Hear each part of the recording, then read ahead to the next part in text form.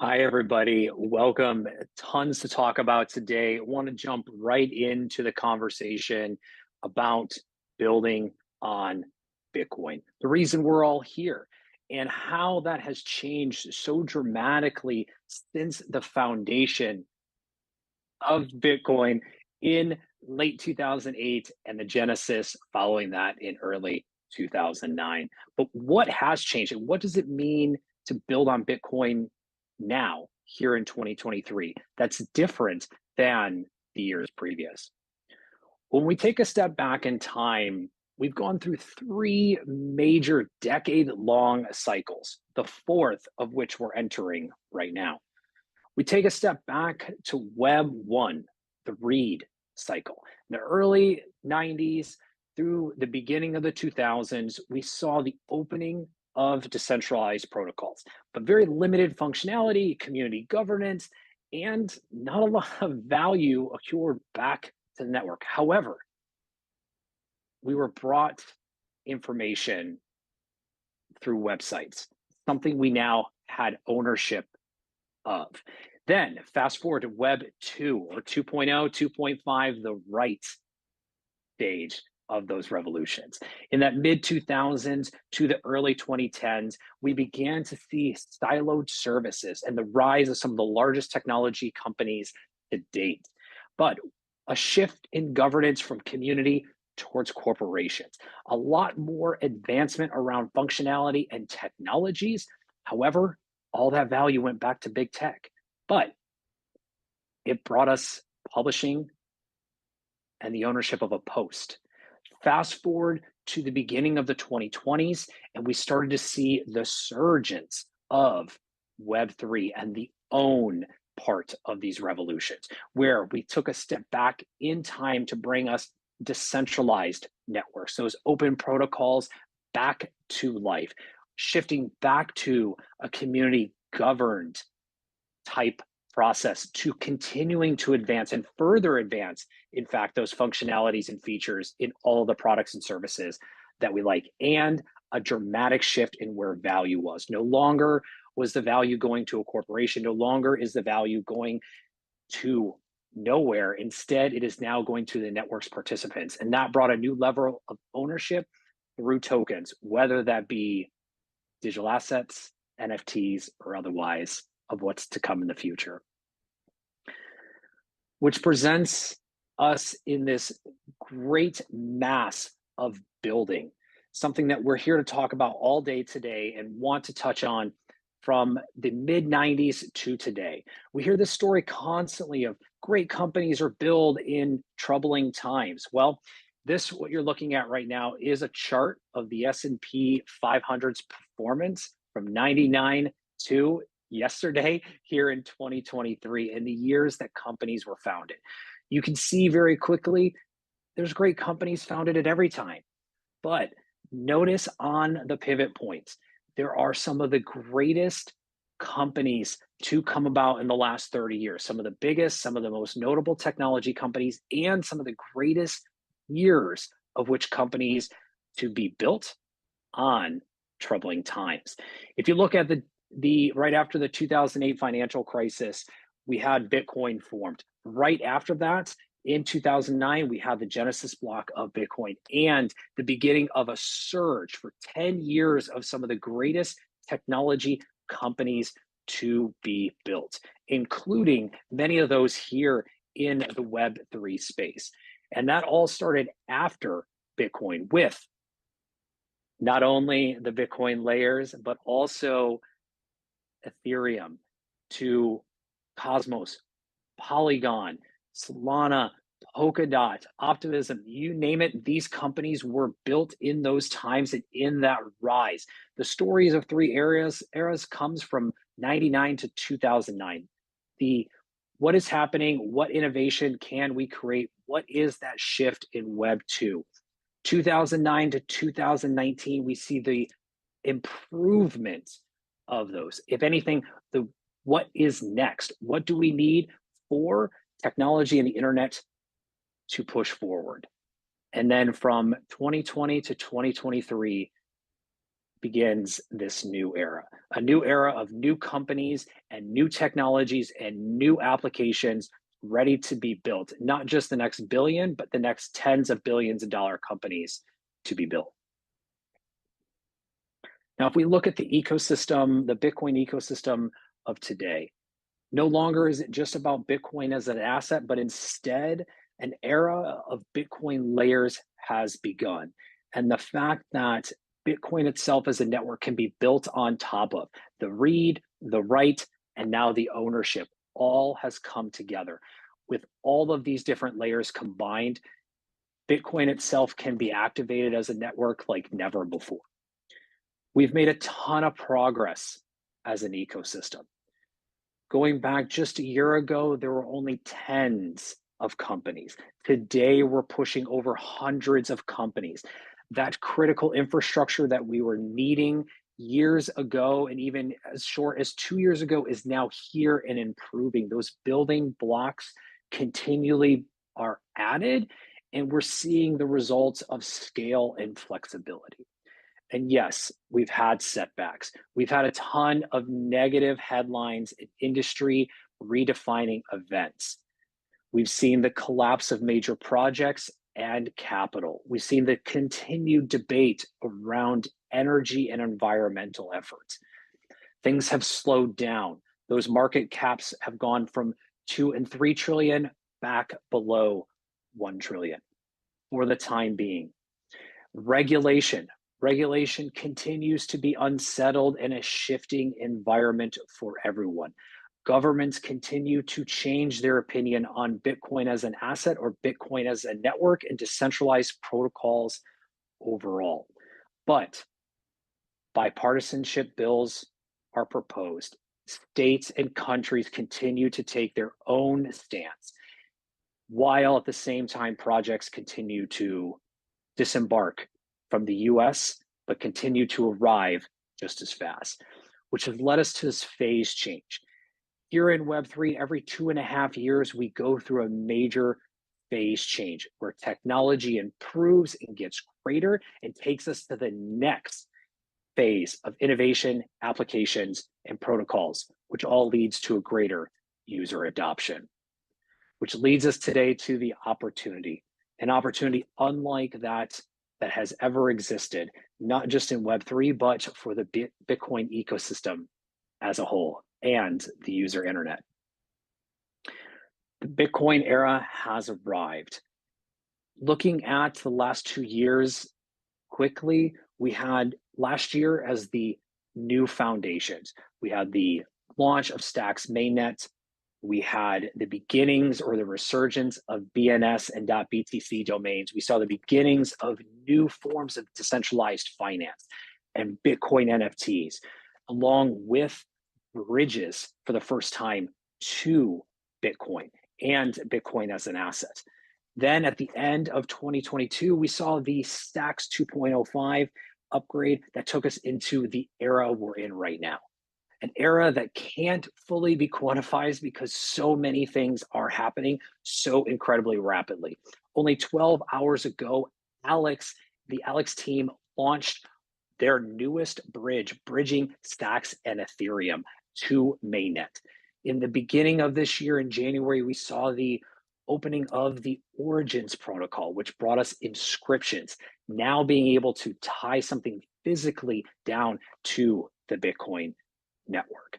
We saw a slew of applications, marketplaces, APIs, SDKs, you name it.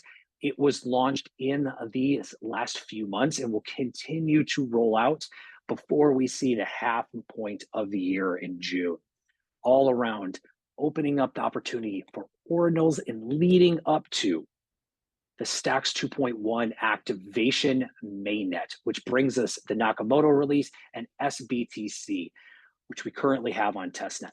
But not just in Stacks, all those Bitcoin layers are starting to see new activations and new opportunities, whether that be Lightning's massive upgrades and Square along with Spiral, Block, all of their rollouts around opening up developer kits for Lightning and for Bitcoin. We also had approvals for interoperability when it comes to tying back to Bitcoin, the most stable, secure, and core network to date.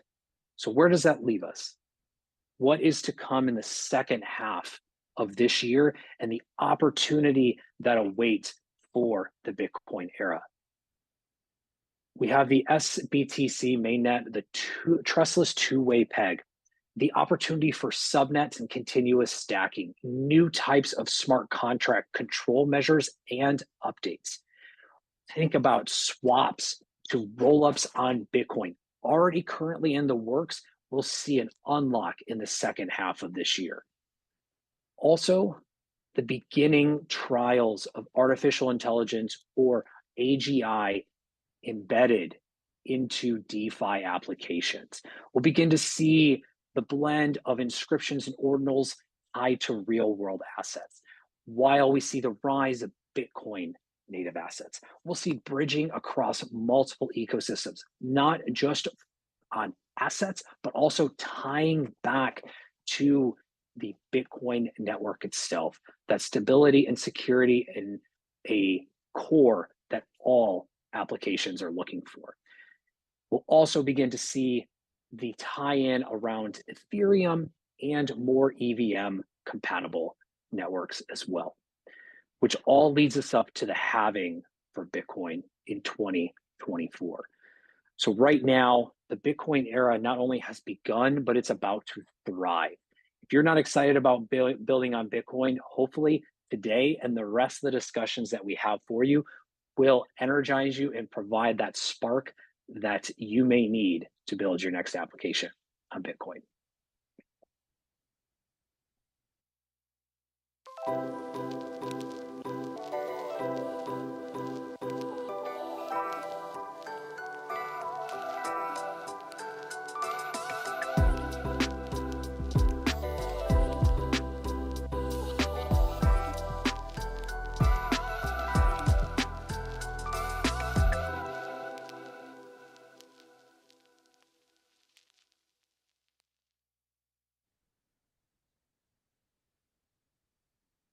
Good morning, good evening, good afternoon, wherever you are, whoever you are. Welcome to the Building on Bitcoin Virtual Summit.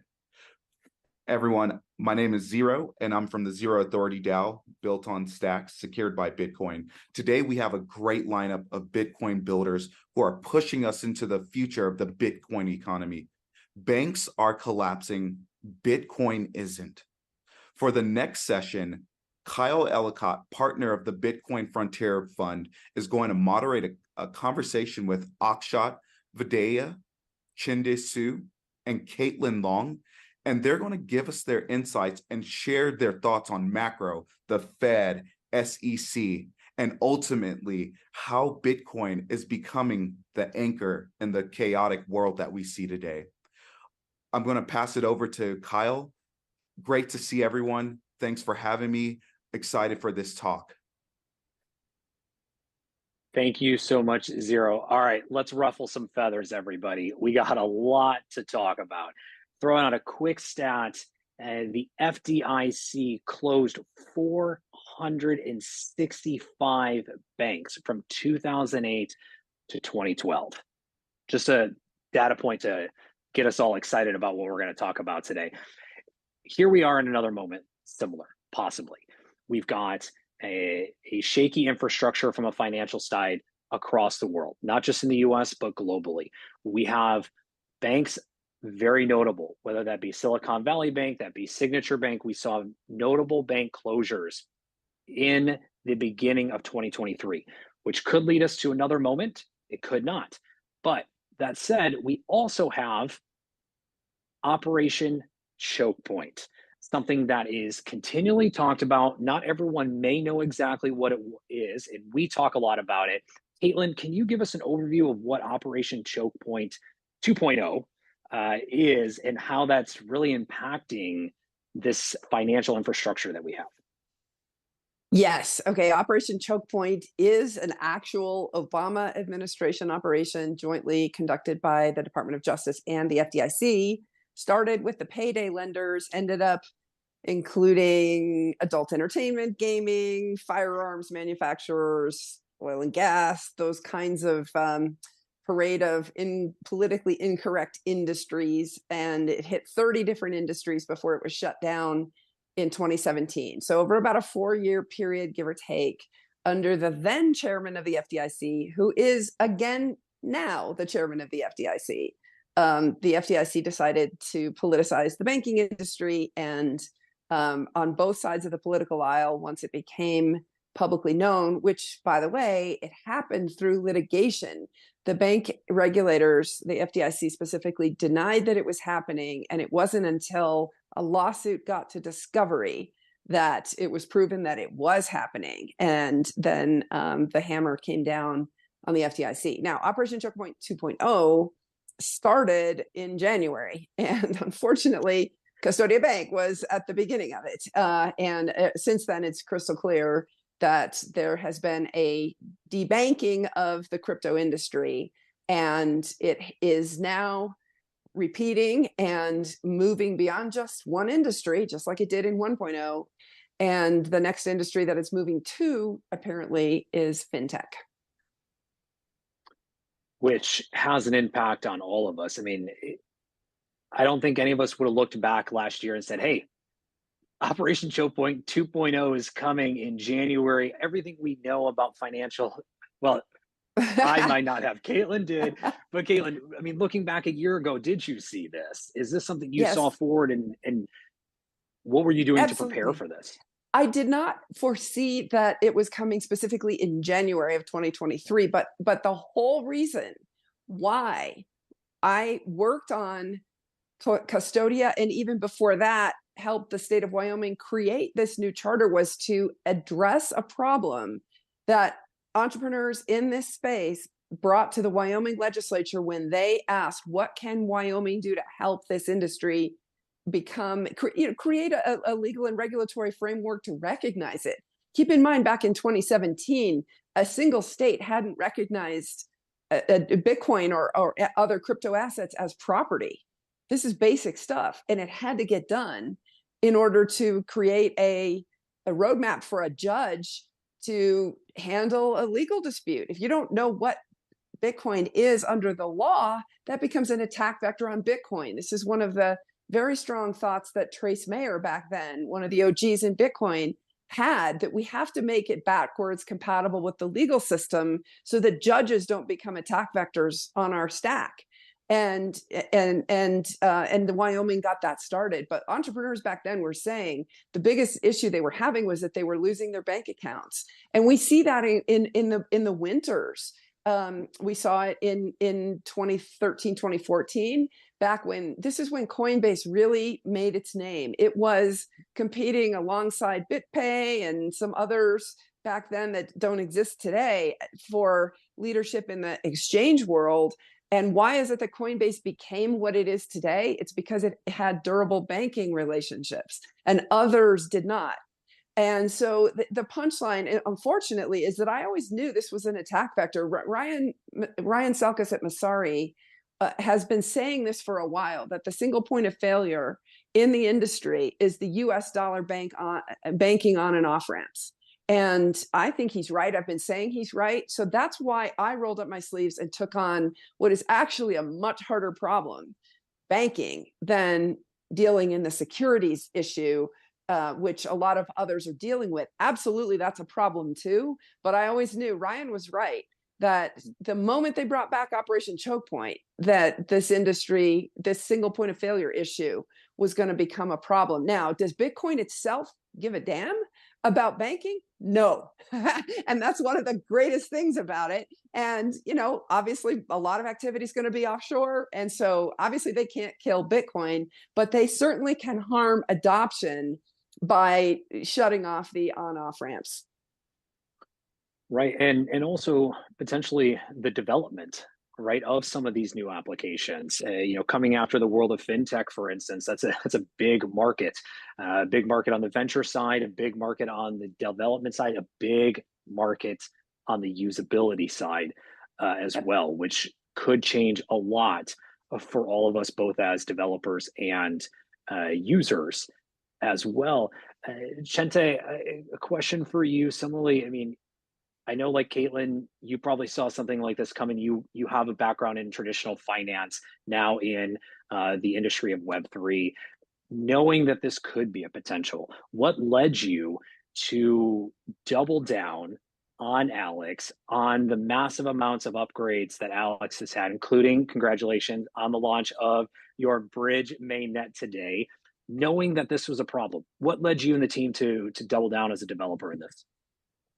Right. I think if we zoom out a little bit and look at what really shook the world this time, this particular regional crisis, is that if you look at the SVB and Signature Bank, they have combined asset of 300 billion, and that's like 1.2% of the total 300 trillion of US banking system.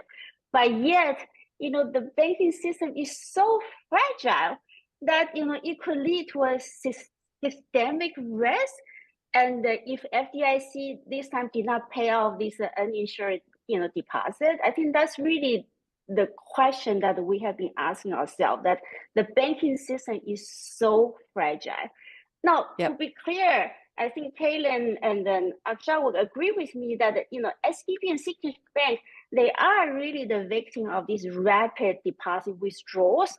So there were no greedy bankers. You can say they're, incapable bankers, that they failed to hedge the interest rate risk, but they did not invest in subprime loans. And SVB particularly is due to also the mismanagement of the interest rate risk, as well as their concentrated, sector of their depositors.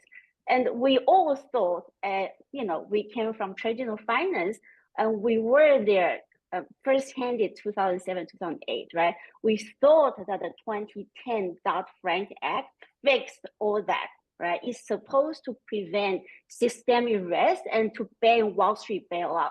But smaller banks, they couldn't afford those stress tests. They were left to the discretion of the Fed to conduct those tests. So you could say that they fell off the cracks.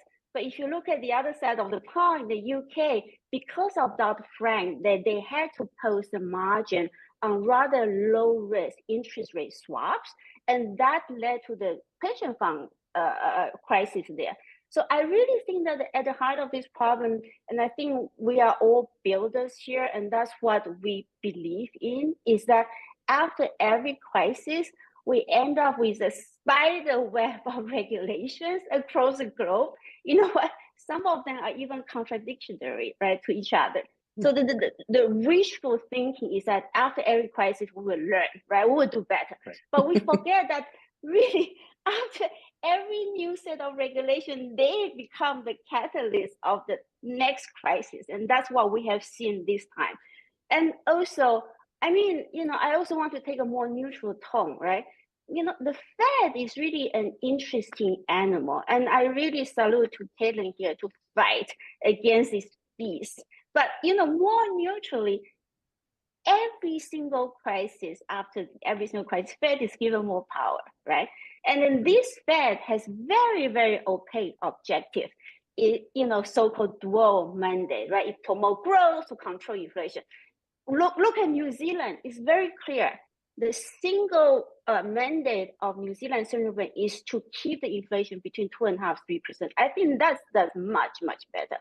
So coming back to why we are building on Bitcoin, I'm sorry to go about so long because, it just, this crisis, another one, right? I think the solution is not regulatory solution. The solution is technology. And Bitcoin is the technology. Blockchain is the technology that is already there to build the financial services. It's immutability, transparency, security, enable the decentralized finance. And that's why we are here to build a financial service on Bitcoin. So a perfect lead into the next question is can technology really be a solution to this current problem, but for future problems? I mean, again, I'll say it so the three of you don't have to, regulation is just a part of this. And we've seen regulation fail us. We've seen regulation guide us. And we've seen the current environment we're in where it's what's happening? We don't know. We're not given guidance. We're in a very unsettled, shifting regulatory environment, but at the same time are continually having regulation, or at least the conversation, kind of thrown in our face, but no decisions made. And to a point Caitlin made is, someone like the state of Wyoming is doing great work making policy. You've got the state of Utah, for instance, making great policy, and you've got the state of Texas. You've got states, and then you've got countries like Singapore and Switzerland, others that are making their own. So the question for all three of you, and Akash, we're going to start with you on this one. Can technology, Kaylin, I know you're chomping at the bit at this, but just 1 second, can technology help to save the struggling financial system? And is regulation needed, or is regulation the problem and technology actually takes over here? Yeah, I think the crypto industry is building piping in parallel right next to the old piping. And at some point, economic activity starts flowing through our pipes. And when that happens, we'll be ready. Kind of like we'll have that COVID moment for Zoom. We'll have that for our industry at some point, where rapid change, Cambrian explosion overnight. But while that's being built, it's a bit unfortunate that the US is taking the stance that it is from a regulatory standpoint with the industry, when you look at places like the Gulf or Switzerland or Singapore or Hong Kong starting to take a more progressive approach. And you're starting to see that reflect in US companies and individuals offshoring. So, you see in our VC business, we're seeing teams, operations, legal wrappers, hiring, even founders individually moving from the US just to find regulatory environments that are easier to work with and that are more progressive. So it's kind of I think it's a big loss for the US, but not a loss for crypto, because the crypto industry is doing its thing. It's following the market. I will say that, while overall there is quite a bit of overreach and there's contradictory messaging from regulators, there are some times where, in some cases, regulators are pointing to areas of concentrated risk. And sometimes that's right. And in the Venn diagram of how crypto sees things and how regulators in the US at least see things, when those overlap, it's great. So a good tangible example is with a lot of these custodial business models in DeFi that are theoretically decentralized, but they're still custodial. Some of those have started to be targets of regulators, and in those cases, DeFi builders agree. Right? There's a tangible example of that with you look at the likes of Coinbase, Kraken, or Lido, Rocket Pool for liquid staking tokens.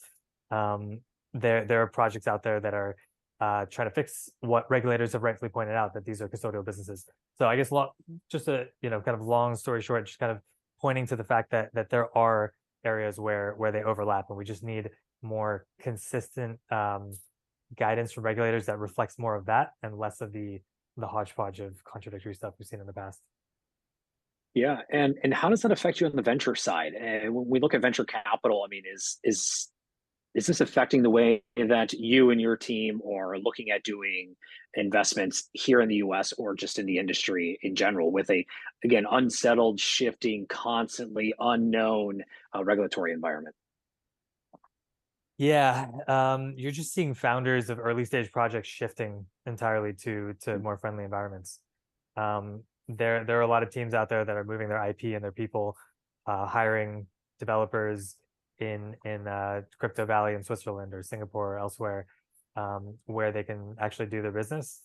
And it's also a shame for the broader ecosystem. It's a shame for regulators in the US too, because they're not getting that product market fit, to use that same analogy that businesses go through. The regulators aren't getting to do that either. They're not getting the iterations and the cycles with the newcomers in the crypto space. So but by the time these companies have started to catch fire, the US is going to have missed that boat, I think.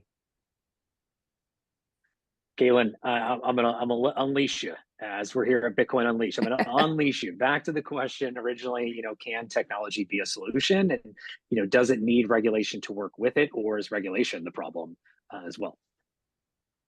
Well, it's both. But I think what we've seen vis-a-vis the banking industry is that there's been a big move against technology. And this is broader than just crypto, as we were just talking about. It's also fintech.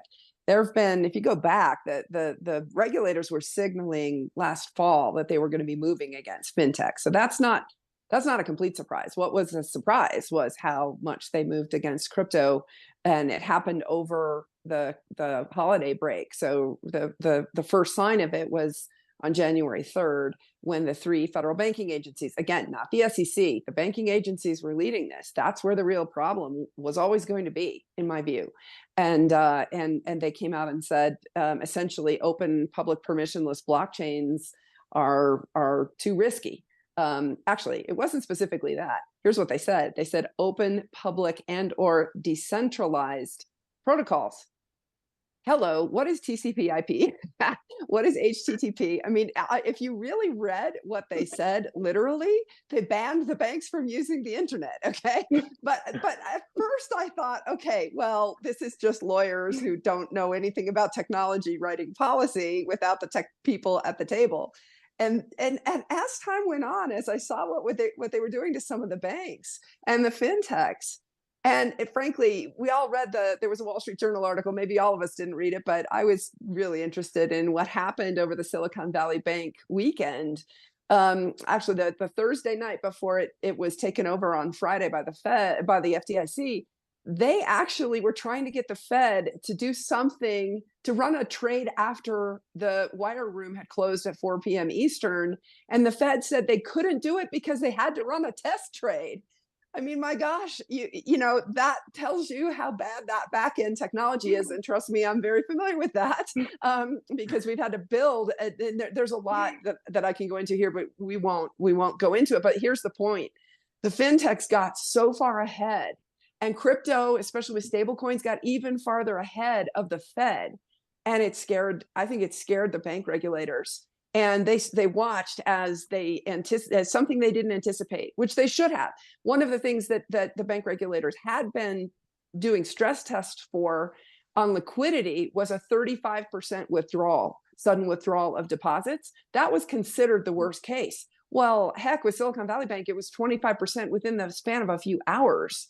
Okay, and so now everyone woke up and realized, well, with social media and online banking, everything's happening faster. Okay. And now I just saw Lynn Alden tweeted this morning, the new cash levels for small banks, it's up to, I was just eyeballing her chart, somewhere just north of 7%.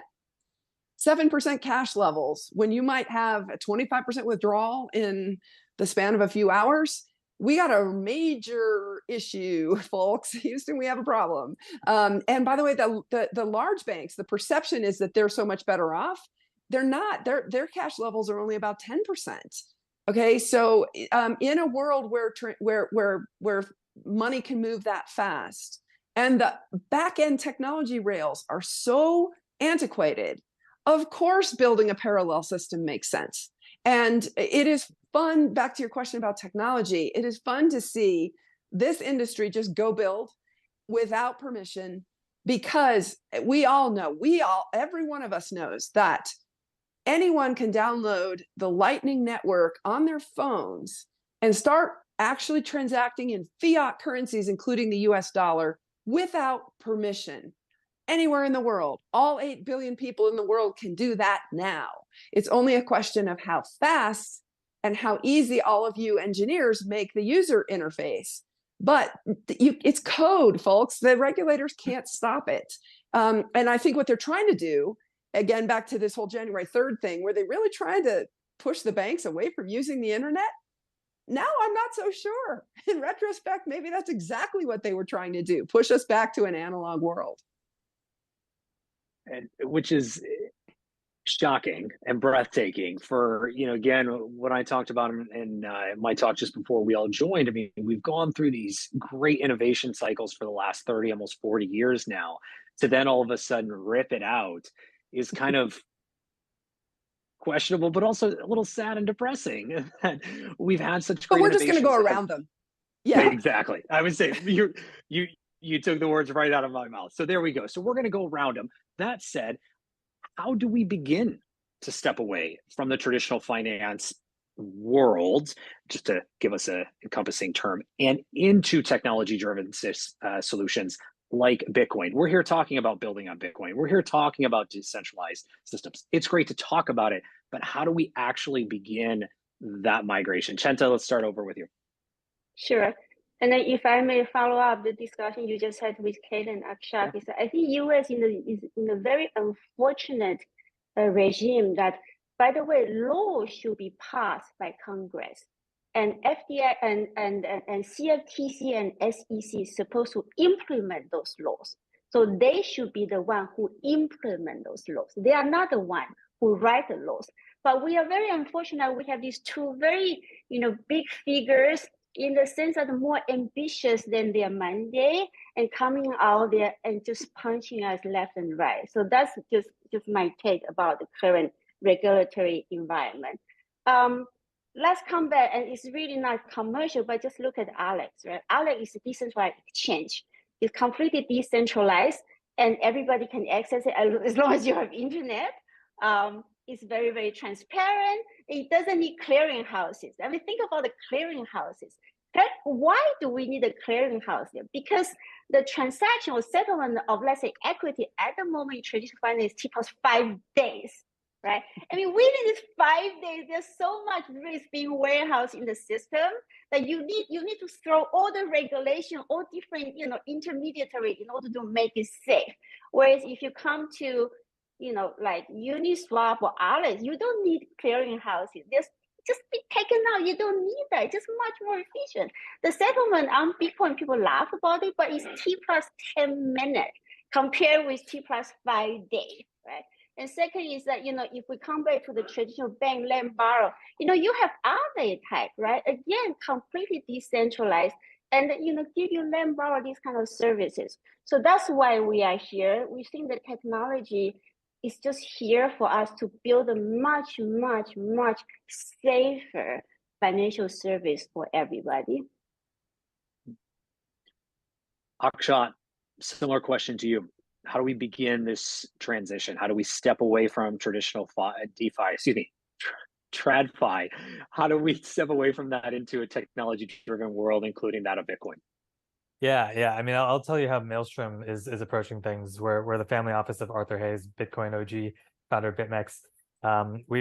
We've just got launched in December 2022, but we've been actively deploying in early stage infrastructure projects. And there's three prongs to our strategy here. Number one, probably first and foremost, is backing projects that are abstracting away complexity, whereby users can get the benefits of blockchain applications without any of the added complexity. I think that's going to be very, very important for our industry to actually create apps that get the next billion users, or the first billion users. We don't really have the first billion yet. The second area that we're looking at is non-blockchain applications of blockchain tech, just like very simple, stripped down ways to just start to commercialize building blocks of the broader blockchain ecosystem. So a more tangible example of that, we just closed a deal with Balaji Srinivasan in a company called Onnasch, and they're kind of like a deal.com for hiring, payroll, compliance infrastructure for pseudonymous hiring, and it just uses ZK proofs. So just it's just taken one piece of the broader technological stack that exists in crypto, and just is focusing on commercializing that in a way that the users don't really know that or care that they're using ZK proofs, but they are beneath the hood. So more stuff like that we'd love to see from developers. And lastly, just anything that promotes genuine decentralization. These single points of failure that have existed, be they centralized exchanges like FTX, or even in bridging, you've got like Nomad and Wormhole and things like that. Those things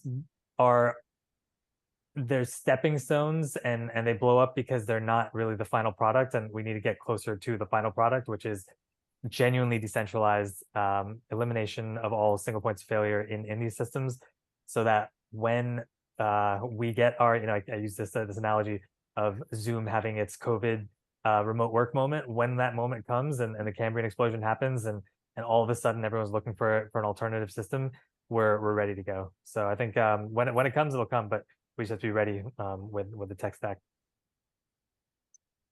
It might be here. It might have already happened, and we're getting into that realization. And speaking of single point of failure, Caitlin, you and your team at Custodia Bank have experienced this with the Fed membership application. You and your team have gone through multiple attempts. Again, a single point of failure because it has stopped and prevented you from what you and your team, along with the others in the industry, have mandated as opening up not just a custodial, but also a crypto bank, for lack of a better term right now. Talk to us about why this is happening. Why does this continue to happen? And how can it be avoided as well? And just kind of the general situation that you guys have gone through. Well, they're trying to shut down the US dollar access. And again, this is the problem that we set out to solve. So it was basically retired. And you know, when Wyoming set up this bank, here's what happened. There were 150 groups that tried, and the Wyoming Division of Banking turned them all away because they wouldn't have been credible at the Fed. And so I thought, well, look, I came from the banking world. I'll roll up sleeves and go do this because I knew this was a way that I could contribute to the Bitcoin ecosystem using my background, having come from the banking world, TradFi world for a long time, and that we could put a credible team together. And we were trying, and we, I mean, obviously the facts speak for themselves. We were making a lot of progress. At the very end, it took 2.5 years, but something changed and abruptly in January. Okay. And then we didn't realize it at the time, but we were the tip of the spear on what turned out to be an all of government massive crackdown on anything related to this industry, including the lawful parts of it. And the teams who actually actively sought regulation by the Fed and or the FDI or the SEC were the ones that actually ended up with enforcement actions, or in our case, outright disparagement of us by the US government. They wanted clearly to send a signal to everyone else, don't bother trying. Now, we've been told, because there are tentacles everywhere, we know exactly what happened in our situation. By the way, the White House was absolutely involved. I still don't understand why the Fed got involved with the White House to do the White House's bidding. This is a political thing. And, you know, again, these agencies are supposed to be independent, but it clearly wasn't in our case. And the interesting question is, you know, well, the tentacles I mentioned were that they thought we were going to run away with our tail between our legs. And they did not obviously have that calculation correct.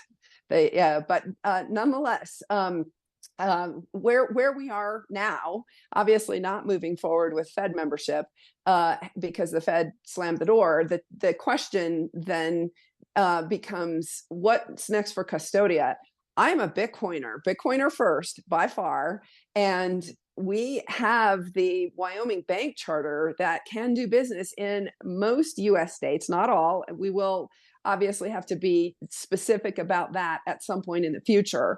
And because there are laws in the United States where states cannot discriminate against other states' state chartered banks, but there are 50 different regimes, and the details really do matter. And so here's the punchline. We are working on a Bitcoin custodial solution. The interesting thing about it, and I will be the first to say, not your keys, not your coins, don't custody with us. Very similar to the way Kraken operates, right? We'll offer the service and discourage people from using it. And in our case, it's businesses. We're businesses only. But under the Wyoming law, because Wyoming recognized the ethos of Satoshi in saying we should not be forced into a system where everything is counterparty risk.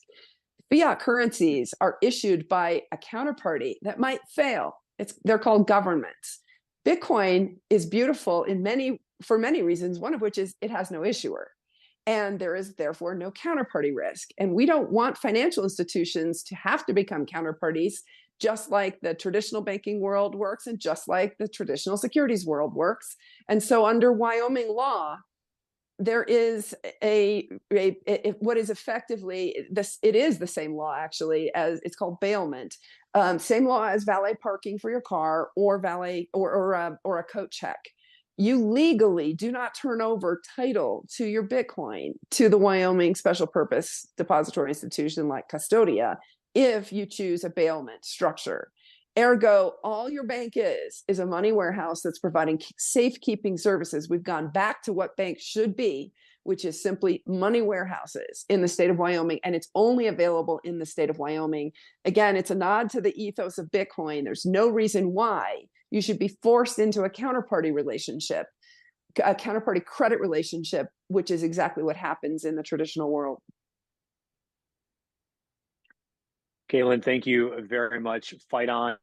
Excited to see you and the Custodia team win, as I'll put it in my words for you as well. And again, thank you very much, Akshat. Thank you very much as well for joining us. Chiente, again, thank you, and congratulations to you and the Alex team on the launch of your Bridge mainnet today, bridging Ethereum and Stacks as well. With that, everyone, while banks are failing, Bitcoin is not. It's stayed true since 2009 and still does today. It's the core of the industry. Thanks, everybody.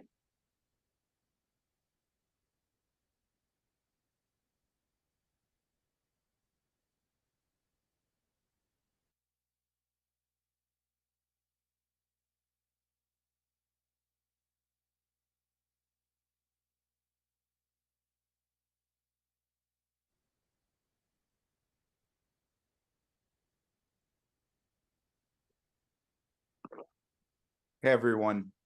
The next conversation, we have a great one. Andre is a Stacks resident and the leading partnership for go-to-market strategy for sBTC. I've seen his amazing work with the city coins going back a couple of years. Andre is going to give us the vision for the future in the next session called Growing the Bitcoin Economy. Please find Andre on Twitter and YouTube and learn how you can adopt native Bitcoin and design new products to serve this emerging market. Andre has done phenomenal work evangelizing and creating content to onboard the next 1 million and billion and beyond. Native Bitcoin on Stacks Layer 2 is going to be a big deal. I'm so honored and privileged to introduce Andre. Over to you, friend.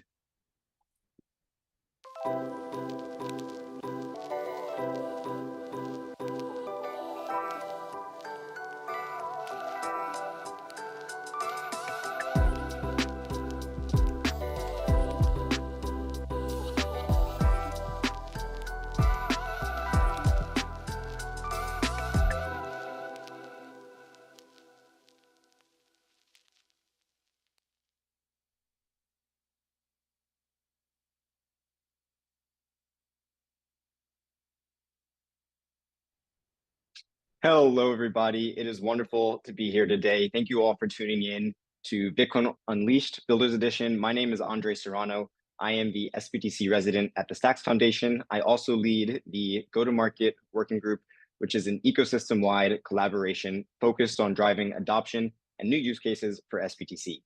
Before we begin, I just want to mention that after this talk, I'll be moderating a panel interviewing some of the builders that are already actively looking at ways to make Bitcoin productive and even integrating sBTC into some of their products and services. So stick around for that. You definitely don't want to miss it.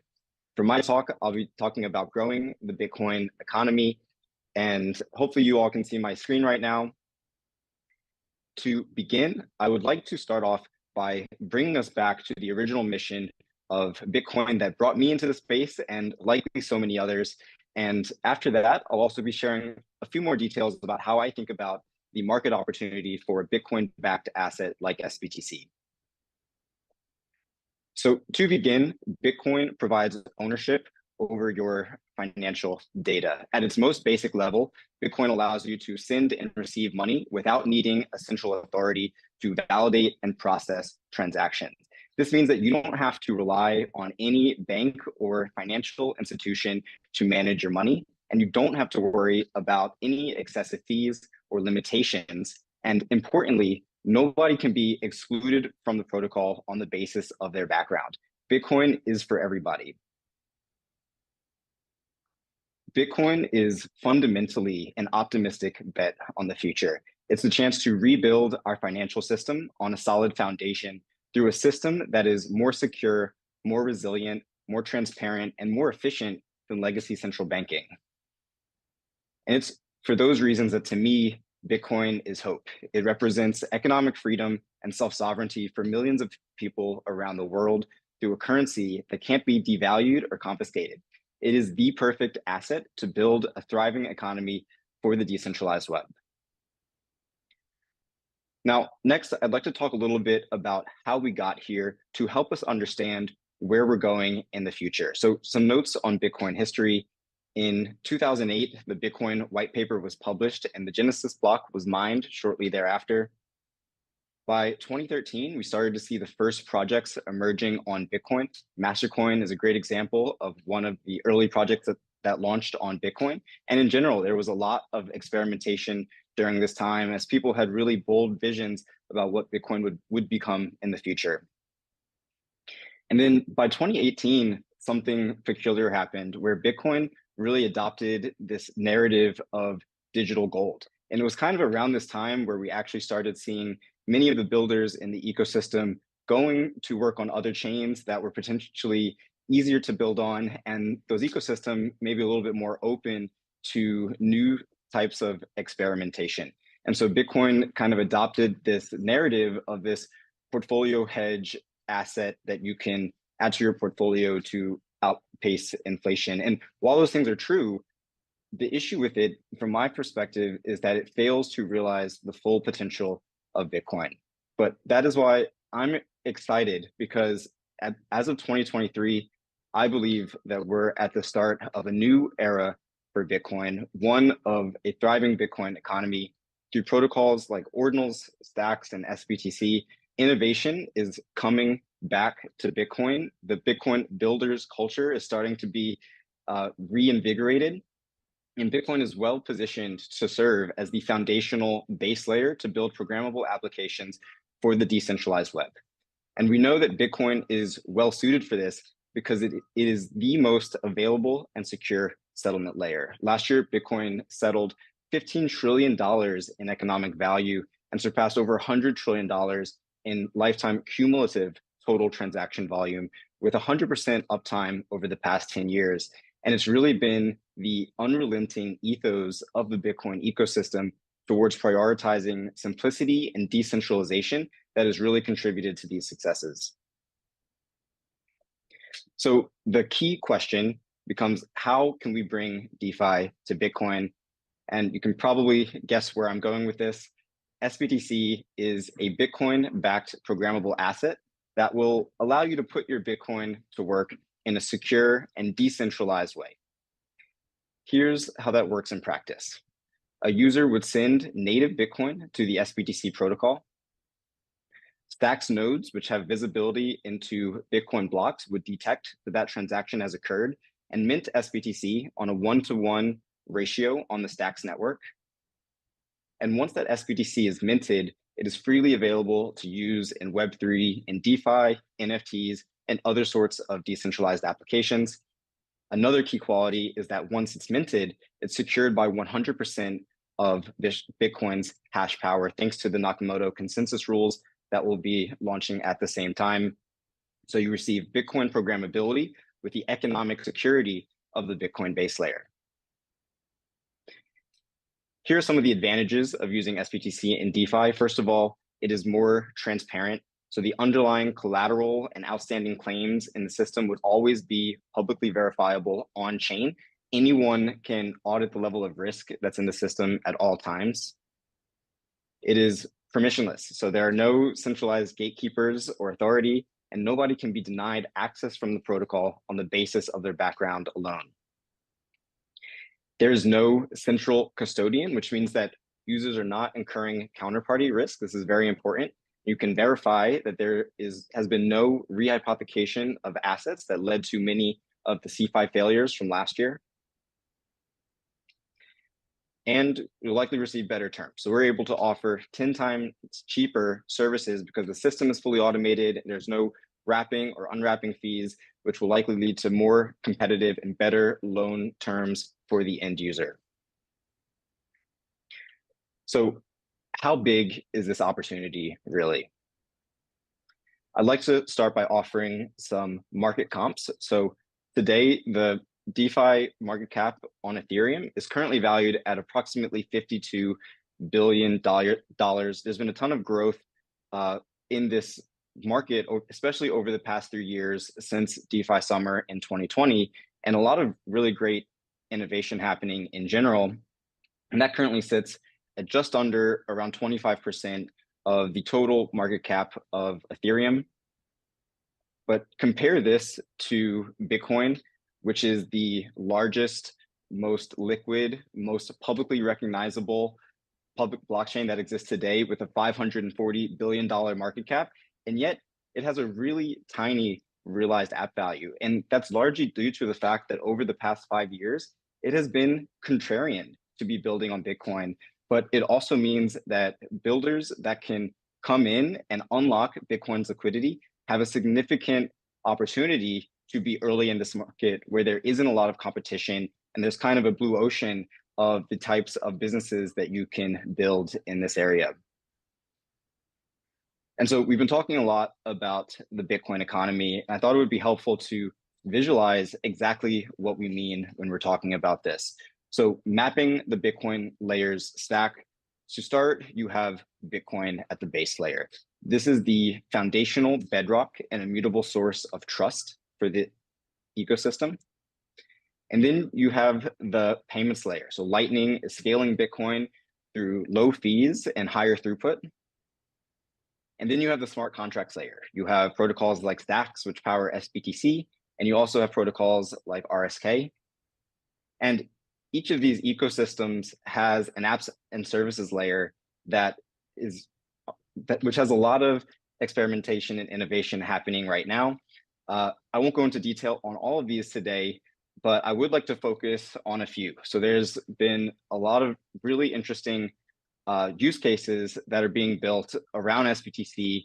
So Zest is a great example of an institutional grade platform for under collateralized loans that will allow users to earn a yield on their Bitcoin directly in the app. Alex is really a one-stop shop for DeFi that has built really some key primitives that will be really necessary for the success of sBTC. We heard about their bridge launch today. Owenswap is providing really easy conversions between Lightning Network, Bitcoin on the Lightning Network and sBTC. And Gamma is opening up Bitcoin liquidity for their creator marketplace. And this is only a small sampling of the types of use cases that are available that you can build around sBTC. If you're interested in diving deeper into any of these use cases and understanding what's possible, we recently published a blog post on bitcoinrights.com that goes into 21 use cases around sBTC that we are actively working towards and would love to work with anyone who's interested in building in the Bitcoin ecosystem.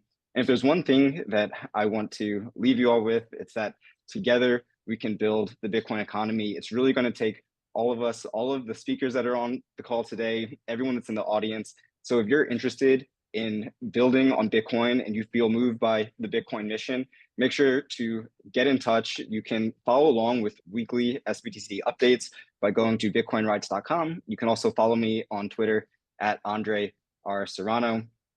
And thank you, everyone. And make sure to stick around for the next panel where I'll be talking to some of the builders in the ecosystem. Thank you all again.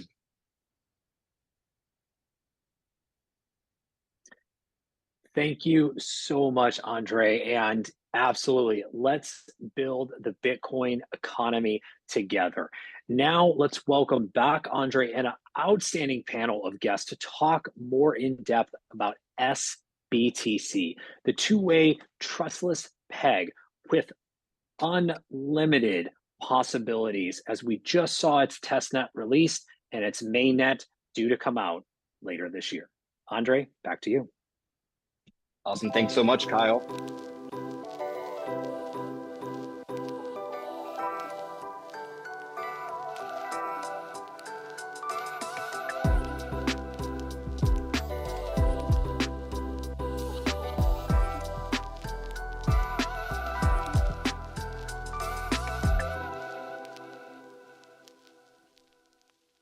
All right, there's a little dance party going on backstage. I love it. Love the energy here. Hello, everyone.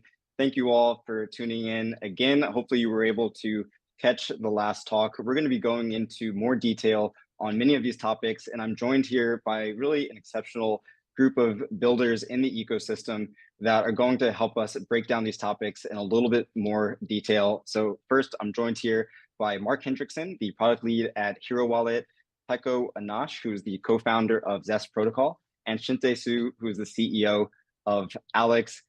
Everyone, well, thank you so much for joining us on today's panel. Could you start off by telling us a little bit more about your background, what you're currently working on?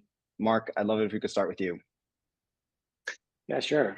Nice to meet you all. I'm Mark Hendrickson, originally from San Francisco, now live out here in Barcelona, Spain. I've been in crypto for about 5 years now. First joined Blockstack back in 2018, which is now called Hiro. I'm the product lead for the Hiro wallets, the original wallet for the Stacks network, and these days the most popular wallet for Bitcoin Web3 in general. And later this year, we will be supporting sBTC in a very native way on the wallet. So I'm excited to be here and to talk about it. All right, why don't we go Tycho and Chiente after you? Sure thing. So hi, I'm Tycho, and originally built a SaaS company before this, and I'm currently general manager at Trust Machines, where we build all kinds of exciting Bitcoin applications, and co-founder of Zest Protocol, which will aim to bring Bitcoin borrowing and lending markets to new life. So that's what I'm here for. All right, Chiente. My name is Chiente Hsu. I was born in Taiwan. I grew up in Vienna, Austria. That's why I have a very strange accent. It's like German Chinese in English. And I received my PhD in the Technical University of Vienna, and I became a tenure track professor in economics there. I joined Wall Street more than 2 decades ago, started Credit Suisse, then Morgan Stanley as head of quants. I also published a book called Rule-Based Investing by Financial Times Press. And Alex, in the heart of it, is a DEX, is a decentralized exchange settled on Bitcoin. And Alex built Bitcoin DeFi and technology really essential to unleash the Bitcoin economy. And currently, Alex has an AMN DEX, staking yield farming, ideal launchpad. And as you mentioned, we just launched a bridge to Ethereum. So we are unique as DeFi built by a team of veteran quants. I would say we bring the knowledge and experience, in financial, traditional finance, in trading, risk management, and also financial product design from TradFi to DeFi. And from its concept, together with my co-founder Rachel, who also come from Wall Street, Alex's vision is really to realize a permissionless and universally inclusive finance. Thank you. Thank you, Chiente. As you can see, we have an extremely experienced group of panelists with us here today. So again, thank you all for joining us. I also want to add that it's very special that we have this group here today because each one of you has been involved with the go-to-market working group for sBTC. So you've been actively involved in defining these product requirements, helping us to understand the landscape, the user experience, and actually building the applications that will integrate sBTC. So there is nobody more qualified to talk about this here today than you all. Chiente, I'd like to turn it back over to you. You've been building in the space for some time now. Can you maybe start us off by talking about why did you first decide to build on Bitcoin, and why is sBTC a potential unlock for Alex and your business model? Sure. So when we started building Alex in May 2021, that was, I would say, the beginning of the summer of DeFi 2.0. And then there was so much buzz around DeFi on Ethereum, Avalanche, Solana, et cetera, et cetera. So we did a series study, and for us, it's really almost like a no-brainer that once we understood what Stacks is and to come to build on Bitcoin via Stacks. Why did we choose Bitcoin? It expressed in a point by Robert Frost, right? Two roads diverge in the wood, and I took the one less traveled by, and that has made all the differences, right? Rachel and I, we spent more than 2 decades in TradFi, and the basis of all finance is just one word, and that's trust. And the trust isn't something that, it has a launch date. Trust doesn't come from white paper. Trust has to be earned and battle tested over time. And I think whatever we say about trustless, but if you look at the Bitcoin, it has a track record. So going back to 2008, it hasn't been exploited. The network hasn't had a downtime. Transactions haven't been reversed. It has survived multiple, I would say 80% of drawdowns, and its core protocol is still very much the same as day one. And proof of work is the core of its success, because proof of work is a trust in the law of physics.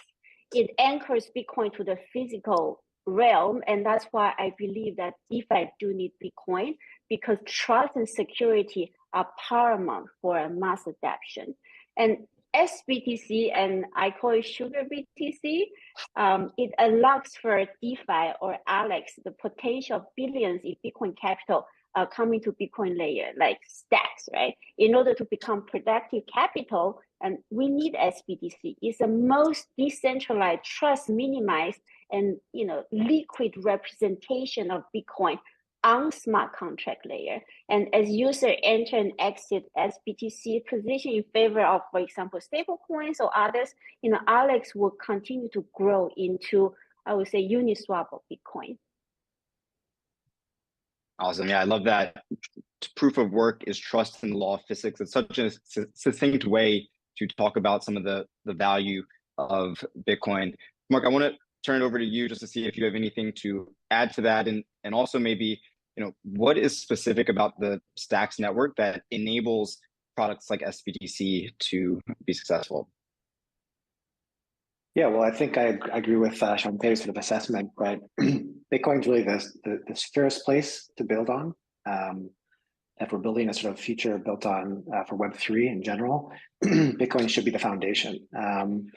And Stacks is the best place for sBTC because Stacks are already it's already set up working with Bitcoin in many ways. Via proof of transfer, the consensus mechanism already settles to Bitcoin. We inherit properties on Stacks because of that.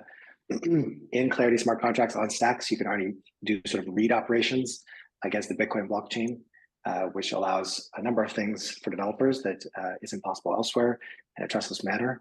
And we really need this sort of write capability, which is what sBTC brings to the table to complement that read capability that already exists. And so Stacks already operating with apps, already built closely to Bitcoin, having that read capability. sBTC is really sort of that like key missing piece to the sort of suite of things that Stacks already does as a layer on Bitcoin to make it possible to take the value of Bitcoin and actually do things with it programmatically. Right. So Stacks already has that deep integration to Bitcoin. You mentioned being able to read access to Bitcoin state.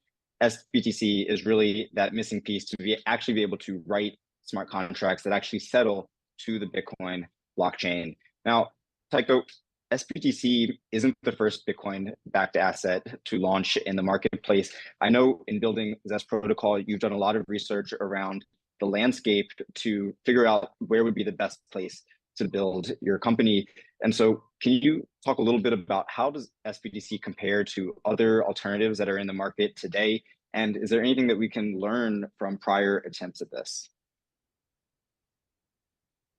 Yeah, 100%. I think that's a very good question. I think that we can maybe in 1 minute or half a minute kind of cycle through a lot of research for a lot of people. But yeah, I think in general, when it comes to moving Bitcoin onto a smart contract layer, right? It's like Bitcoin itself doesn't support fully expressive smart contracts on L1. You essentially would need to move it to another layer, right? And there's kind of two ways of doing that, right? You either have a custodial way of doing that, so basically you give your Bitcoin to a company or to a group of companies, right? And they basically give you a receipt for that on a layer, like such as WBTC, right? Wrap Bitcoin works like that. The Bitcoin is sitting in BitGo custodian. Now, the other way of doing it, and that's been experimented a lot with on Ethereum and other layers, is by essentially having a network that holds the keys to the full BTC, and then that network issues a receipt. Now, that network usually has like a completely new token, right? And that means that network needs to earn fees in order to make its token valuable. And that creates other problems, like to basically move the Bitcoin, onto the network or off the network, you need to pay fees, right? And essentially what sBTC does is it takes an existing network, right? The Stacks network, the Stacks layer as a Bitcoin L2, and it basically tells that network, hey, what you guys need to do is you guys need to also process wrapping and unwrapping or pegging in or pegging out of BTC to be part of this network, right? And that's like a unique thing that's never been done before. Right? It's basically as though you would say, like, you take the Ethereum example, right? Like, if all the Ethereum stakers would now also have to process Bitcoin peggings and peg outs, and you understand that's very contrary to the ethos of Ethereum, so it would never happen on there, right? But the ethos of Stacks is to make Bitcoin productive.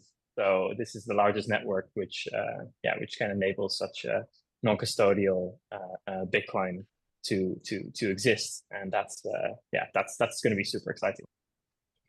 Yeah, that is a great summary of some of the ways that the Stacks network can unlock a lot of this functionality that really just doesn't exist in other ecosystems. So thanks for that explanation, Tycho.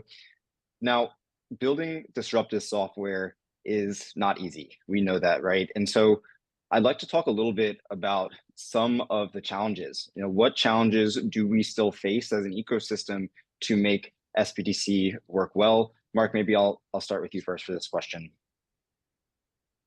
Yeah, well, the design for sBTC is actually quite elegant in some ways.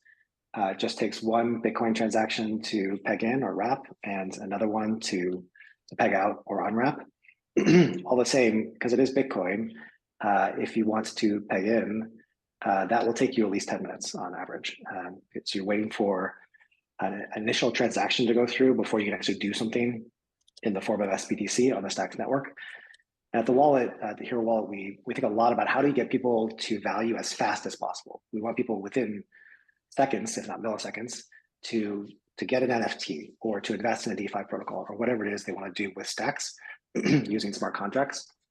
And having the peg-in moment take 10 minutes, if you will, on average, then having to kick off a contract execution on Stacks means that there is a certain amount of time that will take place to go from a cold start to actually getting value. And so we're thinking about ways in which we can try to speed up the various parts that are involved as far as once you're in, as far as you've wrapped the sBTC, how can the wallet actually facilitate getting that contract execution underway as fast as possible? There's a technology on Stacks called microblocks, sometimes called fast blocks as well, which with Nakamoto, we're also looking to get great speed gains so that you don't have to wait a full Bitcoin anchor block to execute a contract on Stacks. Our hope is that you can actually get that down to seconds. And so speed, I would just say, is a challenge because we live in a very sort of impatient world. People want to get to points of value very quickly. And then a second thing, I think, Stacks as a network has Stacks as a token to pay for fees. And we want users, both app users and wallet users, to think in BTC as much as possible. It's really our belief that users shouldn't have to really think about Stacks as a token because they want to operate in Bitcoin. But because fees are paid in Stacks, we have to figure out ways in which you can take Bitcoin, convert to sBTC, convert some of it to Stacks to pay for those fees, and do so in a very seamless way so the user doesn't get bothered by the details. And so that's sort of a realm in which I think across the ecosystem, we're still sort of hashing out just how to put those pieces together. But the overall goal is a one-click experience. You should go from, I have a Bitcoin balance, I want to do something with it, go, and then have that done as quickly as possible and without any sort of road bumps along the way. Yeah, that's a really great vision of what the user experience around sBTC could look like. But as you mentioned, we are still dependent on Bitcoin in some ways, and at times that time to peg in may not provide the best user experience. So trying to find ways on the Stacks network that we can still work around that and find a really good user experience. Chiente, do you have anything that you'd like to add to this question? Are there any challenges that you face when building Alex that would be a challenge to make sBTC work well? Right. So I think my biggest concern and is really about sBTC, right? We have to yet to see how well it works. Thank you for the music. So because, despite all the innovation, it's still a collateralized system, right? In a nutshell, the stackers, they hold the keys to a multi-sig wallet and containing native Bitcoin, and issue redeem sBTC against that native Bitcoin. So it isn't really a trustless peg-in, peg-out, as there is a collateral risk, right?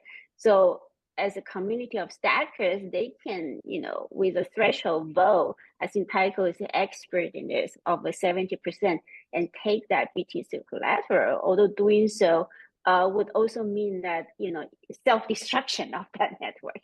But still, the probability is not zero, right? So when we say that sBTC trust minimized, because, compared with the federated network, it is vastly, broader federation, and every stacker is a federation member rather than membership being gated.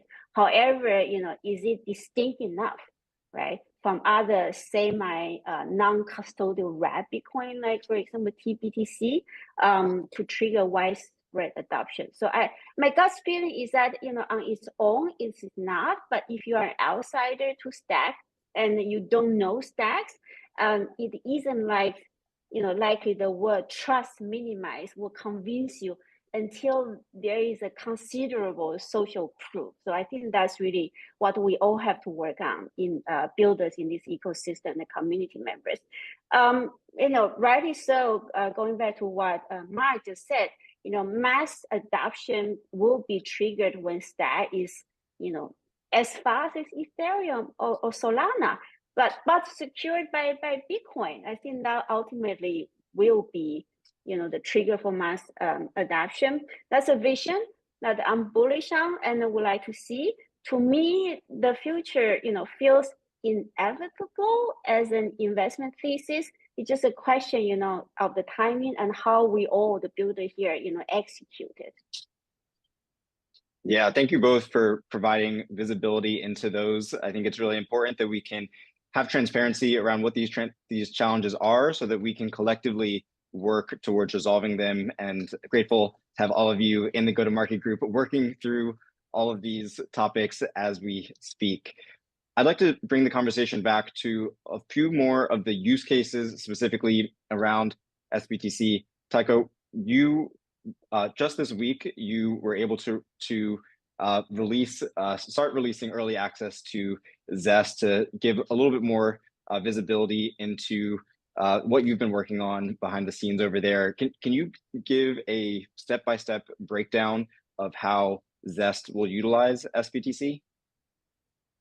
Yeah, absolutely. I think the way we've built Zest protocol, right, or what the vision for it from the start was, is that you just be able to send BTC to the app, right? So you come to Zest protocol. The point is to earn yield on your BTC. You choose a Bitcoin yield pool that suits your strategy, and from there you send Bitcoin directly to it, and then you sign on stacks that you send BTC.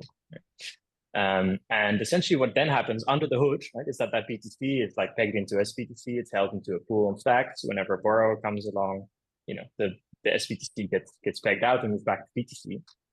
But the borrowers and users on the platform never need to interact with sBTC, right? They just send and receive Bitcoin. And yeah, like looking forward to show that to more people as well. So got a little waitlist going for early access on zestprotocol.com. So yeah, I'll hit you up if you drop a line there.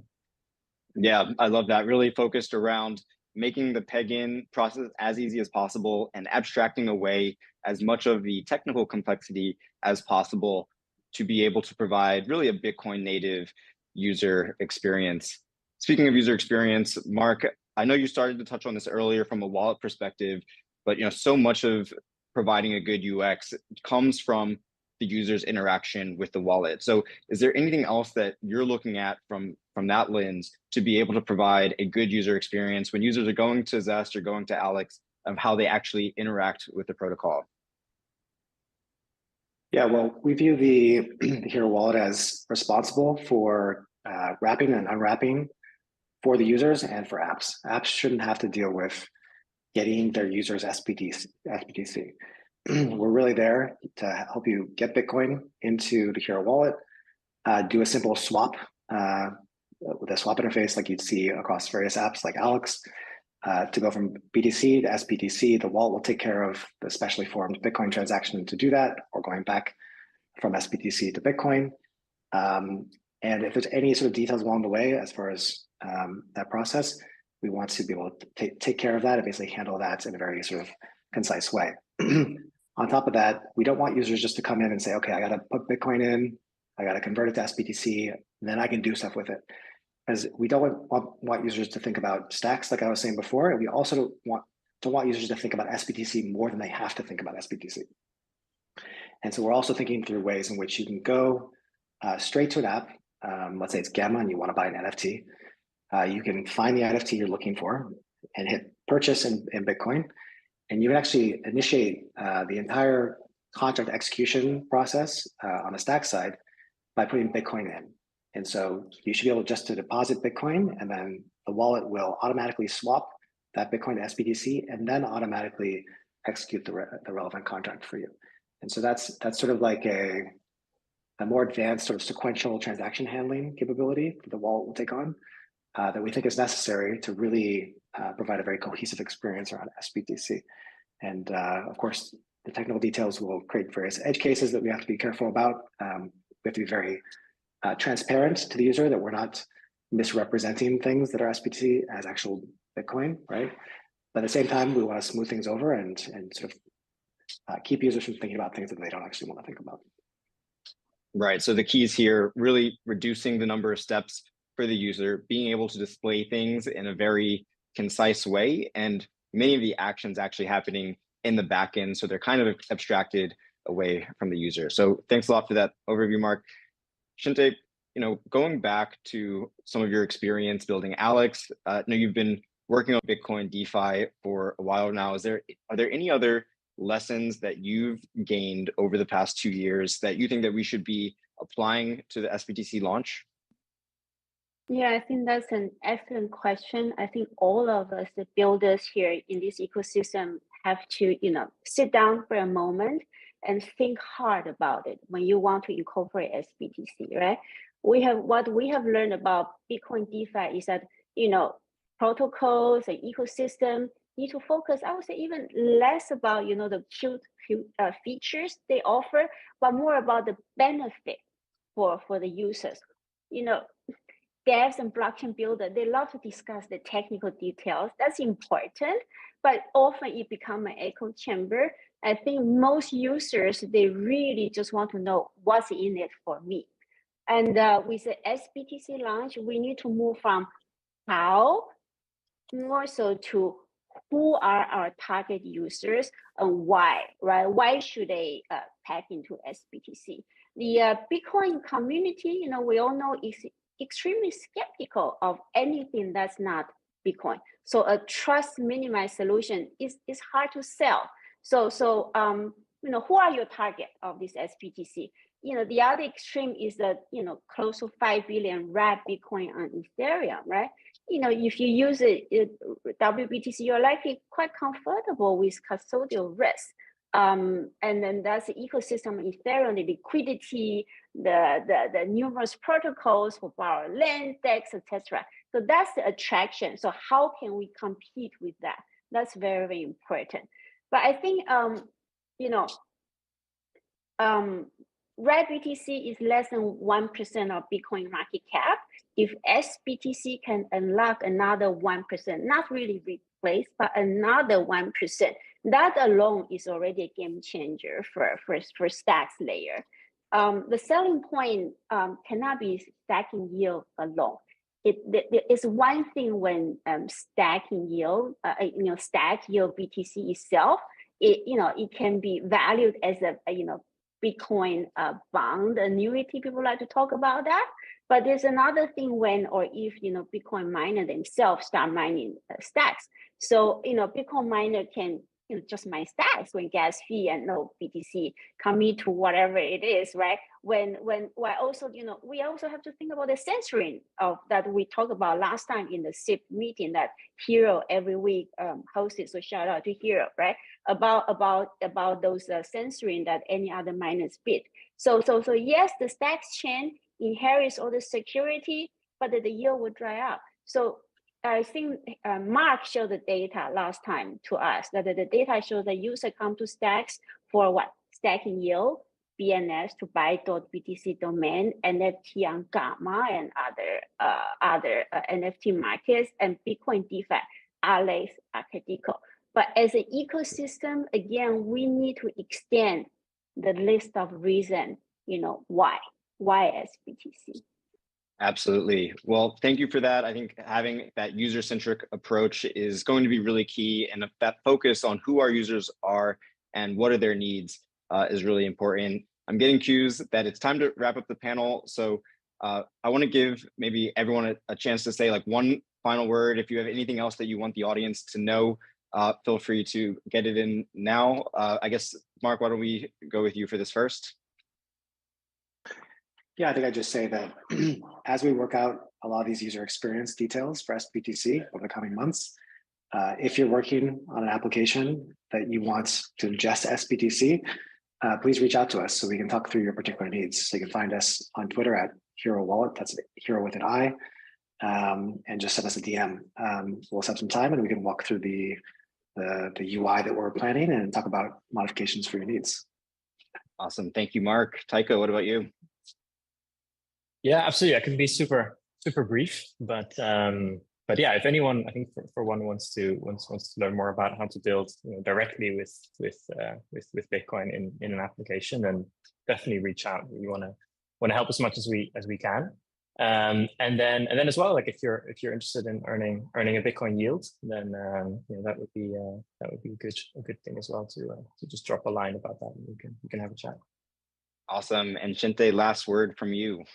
Yeah, I will take a completely opposite approach. I would say when we discuss DeFi or Bitcoin or blockchain, at the end, it all comes down to use case. And I want everybody to zoom out globally.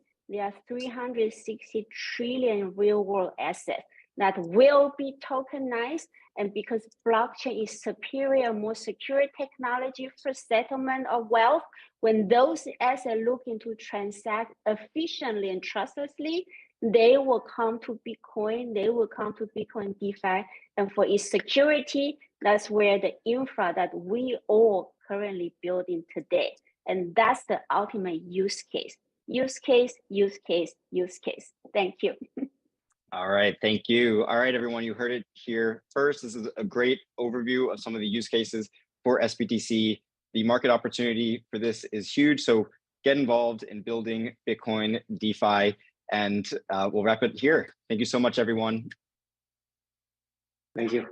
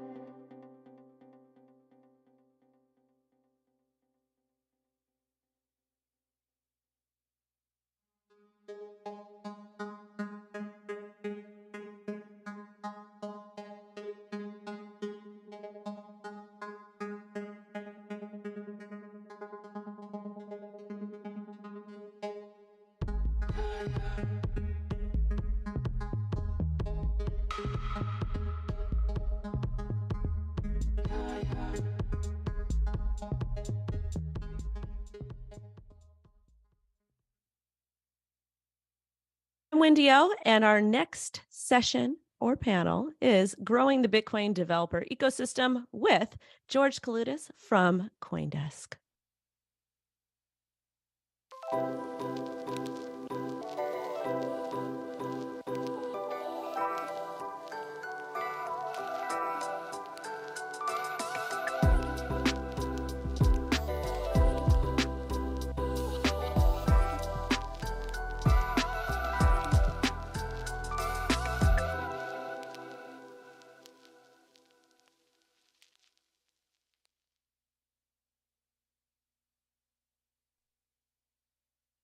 Welcome to Growing the Bitcoin Developer Ecosystem here at Building on Bitcoin. We're going to talk about the importance of Bitcoin developers and Bitcoin development in general.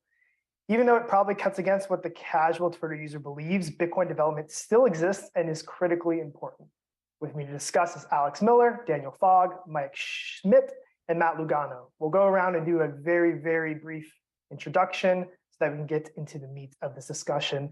An example of a brief introduction is, I'm your moderator, George Kaloudis of CoinDesk. So why don't we go around the horn? Let's go Alex, Daniel, Mike, then Matt. Help if I unmuted. I'm Alex Miller. I'm the CEO of Hiro, building Bitcoin dev tools. Hi, I'm Daniel Fogg. I'm the president of IOV Labs, and we're focused on building out Rootstock and Riff. Mike Schmidt, executive director at Brink. We're a 501c3 charity who takes in funds from the community and routes those to Bitcoin developers working on the Bitcoin core software and protocol. Hey, I'm Matt Luongo. I'm the CEO of Thesis. We're a venture studio. We launched, you guys might know, Fold, and then TBTC, a Bitcoin bridge to Ethereum.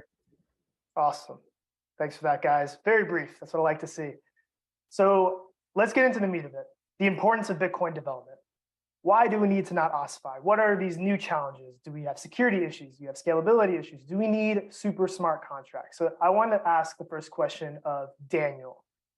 What do you think the biggest technological challenge facing Bitcoin is right now?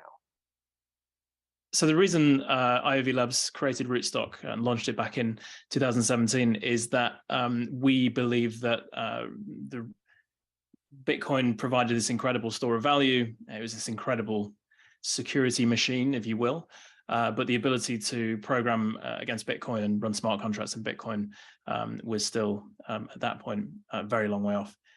So we launched Rootstock as the first sidechain to Bitcoin, EVM compatible blockchain network, and we've been growing it ever since. To be honest, I mean, we built Rootstock in some ways because we thought that Bitcoin was perfect, and we wanted to provide a place for EVM developers and people building DeFi applications to build on Bitcoin without having to necessarily tamper with the core protocol itself, if you will. Since then, I mean, we've just been focused relentlessly on what we call everyday DeFi, which is this idea that the next phase of cryptocurrency adoption is going to be driven by users in predominantly emerging markets using cryptocurrencies to pay, save, earn, and lend, and using those use cases to get into the problem. So yeah, I mean, that's really our position, if you will. Bitcoin's perfect. That's why we built Rootstock. It's something completely different. Right. So you invoked building DeFi on Bitcoin, and you talked a little bit about smart contracts. So I want to bring Alex in here and ask, okay, Bitcoin has smart contracts now. Mm-hmm. Now we know that. That's how the Lightning Network actually works. But are they smart enough? No, I mean, they can always be smarter. So, I mean, I agree strongly with Daniel on this, that like messing too much with the Bitcoin L1 is a really bad idea, right? There's a reason that it's the most trusted. There's a reason that it's like the sound money in the crypto space or whatever, right? Bitcoin's the original thing, and we don't want to mess with that too much, which is why I think layer twos are such an important development for Bitcoin is, and this even goes back to like what Satoshi's original vision was back in talking about in 2010, 2011, seeing additional networks bring the additional functionality. So I think there's a lot more that can be done to really get to the point of the fully expressive smart contracts, right? Lightning is great because it does amazing things for payments and speeds, but you don't get, and it does it trustlessly, but you don't get the fully expressive smart contracts thing. So like this is one thing that folks in the Stacks ecosystem are working on, is basically like the launch of sBTC that's coming up later this year.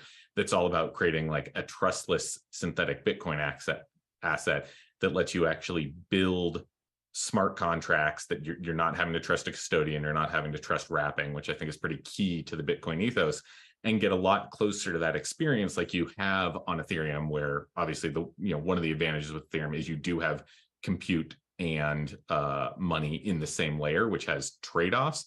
But fundamentally, it means you can, non-custodial, trustlessly create smart contracts that can interact with money. I think that's the next real big unlock that we need to see in the Bitcoin ecosystem. Understood. So both of you, Daniel and Alex, have talked about the importance of layer one. And so before we get too far afield and start talking about all these crazy other things, pegs in, pegs out, all that stuff, I need to go back to Mike, or go to Mike Schmidt here. So the perception that Bitcoin is a boomer coin is probably very funny to someone like you, who's very intimately familiar with the Bitcoin Optech newsletter. But how can we bridge the gap, right? Bitcoin Optech is obviously a great resource, but what is missing? Why are people under the impression that no development is happening on layer one? Yeah, it's a great question. And so part of my contribution to the Bitcoin ecosystem is contributor at Bitcoin Optech. And for folks that aren't familiar, we have a weekly technical newsletter that covers developments in the Bitcoin and Lightning spaces. And we also do workshops. We have a wiki, and there's a bunch of great technical tools for people that are aware of them, to your point. And one thing, a funny anecdote to illustrate everything that's not happening in Bitcoin allegedly, is that our coverage last year in these newsletters equated to a 200-page book. So in 1 year, there was enough developments worthy of our coverage. We don't cover everything, that we have a 200-page book on it. So there's obviously work being done, but what can we do to surface that work to a broader audience, let's say of developers that are in the crypto space and maybe aren't aware of these innovations that are happening in Bitcoin and Lightning?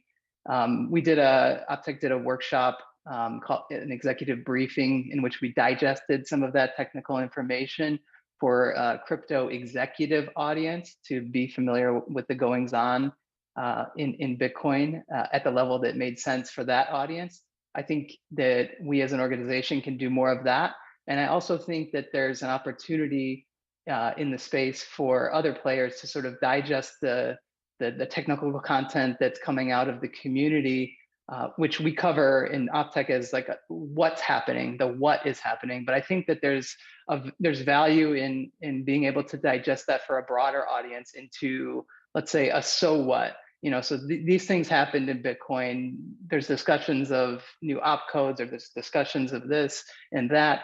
So what? And I think that can maybe touch a broader audience who can then get more intrigued about what is going on in the ecosystem and maybe poke their head in, maybe contribute, and maybe that's a pipeline to onboard some more junior developers to the ecosystem. I also think being part of conversations like this, or being part of Consensus Conference, also reached out and wanted to do a Bitcoin protocol hour-long presentation at their conference. And I think being a part of those conversations is important, because there's a pool of developers and entrepreneurs that are paying attention to those discussions. And I think for Bitcoiners to hide from those discussions takes away the opportunity to intrigue those people and let them be aware of these innovations and what can be done. So Mike, I want to ask you a follow-up question on that before I bring that into the conversation. You mentioned these junior developers, and your work at Brink has to do with getting money to developers who are working on free and open source software, right? They're working for free and they need to, make a living somehow. How do we pay Bitcoin developers well enough so that we can attract and keep the brightest minds working on Bitcoin? Yeah, it's a good question. Early on, all the development was nights and weekends and people donating time. But over time, as the industry has matured, the expertise level has gone up in order to contribute. And we're at a point now where there are people getting paid to work on the Bitcoin core software and Lightning software. And I think that is only going to continue to increase. And right now, there's a bunch of grant giving organizations. There's some for-profit companies that employ open source developers.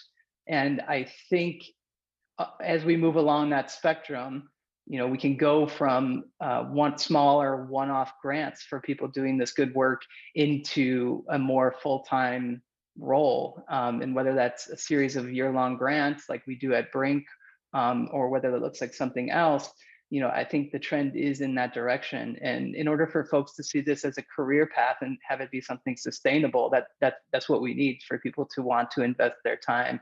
And I do think we have some catching up to do in the Bitcoin industry on, no one right now is going to be making $300,000, $400,000 Amazon, engineer compensation working on Bitcoin software. And I think we need to work as an industry to at least bridge that gap so that it's a little bit more reasonable for talented folks to contribute. Right. I think that makes a lot of sense, Mike. And on one hand, we have this sort of grant-focused approach, but on the other hand, Matt, who is a co-founder, I think, correct, at Thesis, you guys work with for-profit Bitcoin companies. So what kind of development issues are those kind of companies working through? I think we all have talked a lot about the game theory of Bitcoin. We all probably have thoughts on it, but this is our chance to talk about the game theory of Bitcoin development. And it's pretty rough, right? So it's hard to find Bitcoin talent. And then once you've found someone that you want to invest in, it's hard to learn. We're constantly patching holes of things that in other ecosystems I consider pretty basic. And this isn't because we're not all trying. Obviously, we're all trying, but there's just not the same incentives, right, for people to learn and for people to have like an easy dev onboarding experience. So I think what I found is, earlier you asked what the biggest technological challenge of Bitcoin is, and I think I would say it's actually social. How can we make sure Bitcoin maintains its monetary premium forever, while everyone else can just create a new token and fund developers, which is a lot easier. And frankly, from my own experience back in the day in like 2013 when I first started messing around with Bitcoin, it's also a lot easier to learn a lot of these new stacks. Like, fewer and fewer people today are excited about C++. They're going to be doing Rust, or if it's closer to app dev, they're going to do Go or Python or something. And so I think that a lot of our projects are focused on how can we make sure that Bitcoin remains the unit of account, regardless of where the dev comes from. And I know that's not just about development and engineering, and it's also about our culture. Right. So we've kind of talked a little bit about how there needs to be consistent development on layer one, but a lot of the conversations happening around this conference in general and in the Stacks community in general is building things away from Bitcoin. Whether you do believe that's the way to go forward or not, I want to ask you, Alex, assuming we need more developers working on Bitcoin's layer one, does funding and encouraging development away from Bitcoin take away or benefit Bitcoin's development?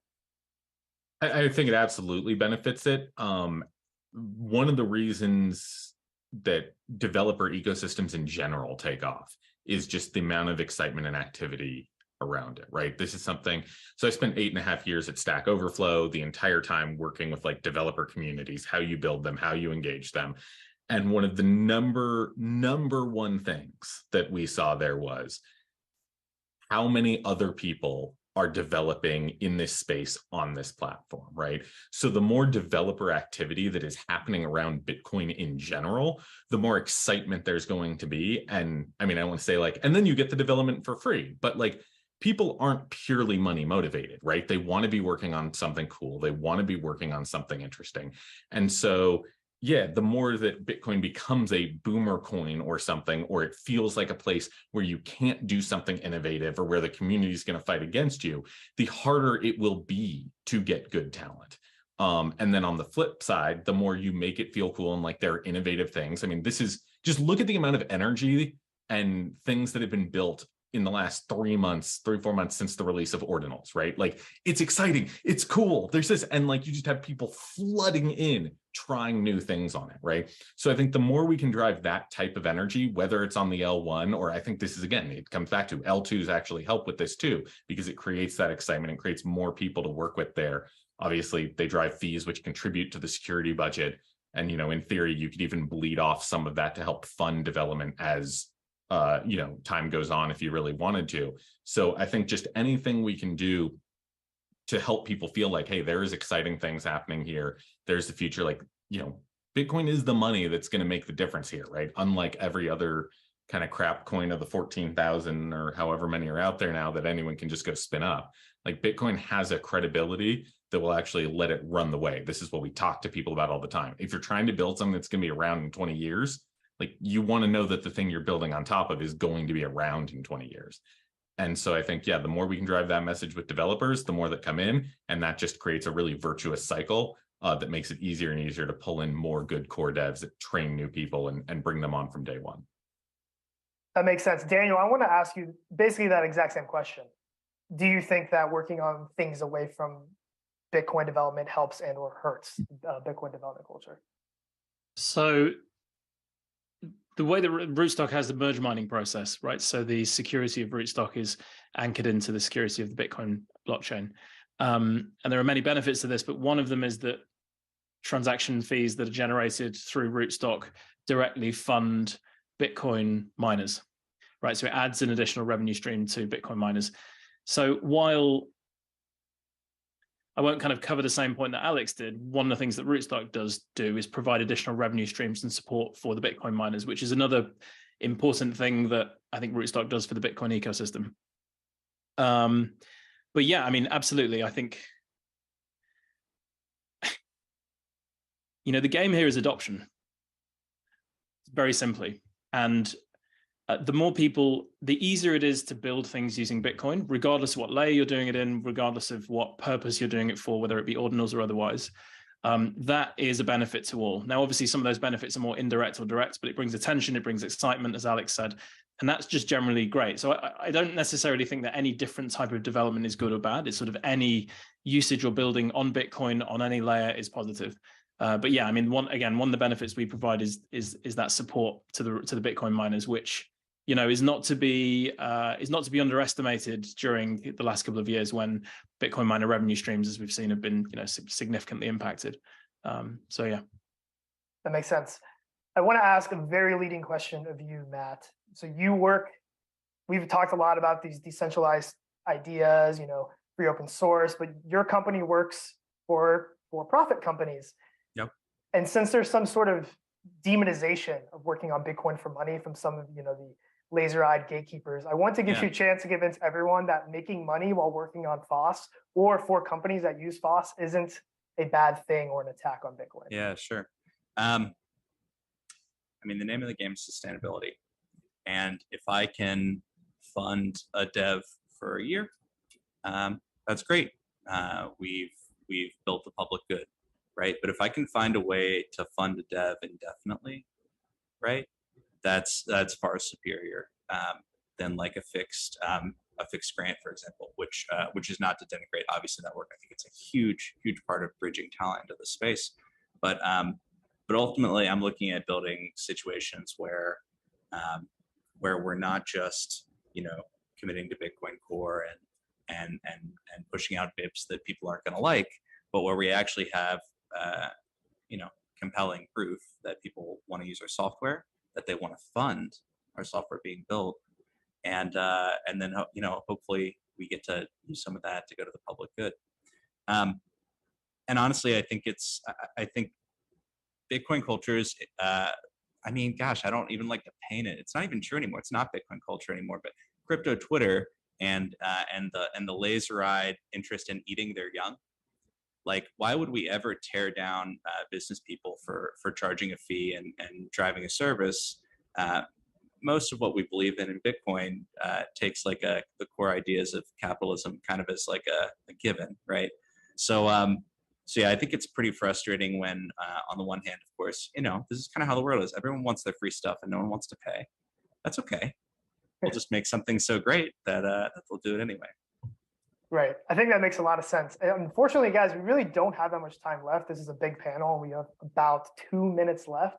So I want to give each person 30 seconds to kind of go off and say their one thing, the one takeaway when they hear you on this panel, what they should get from you. So Alex, why don't you go first?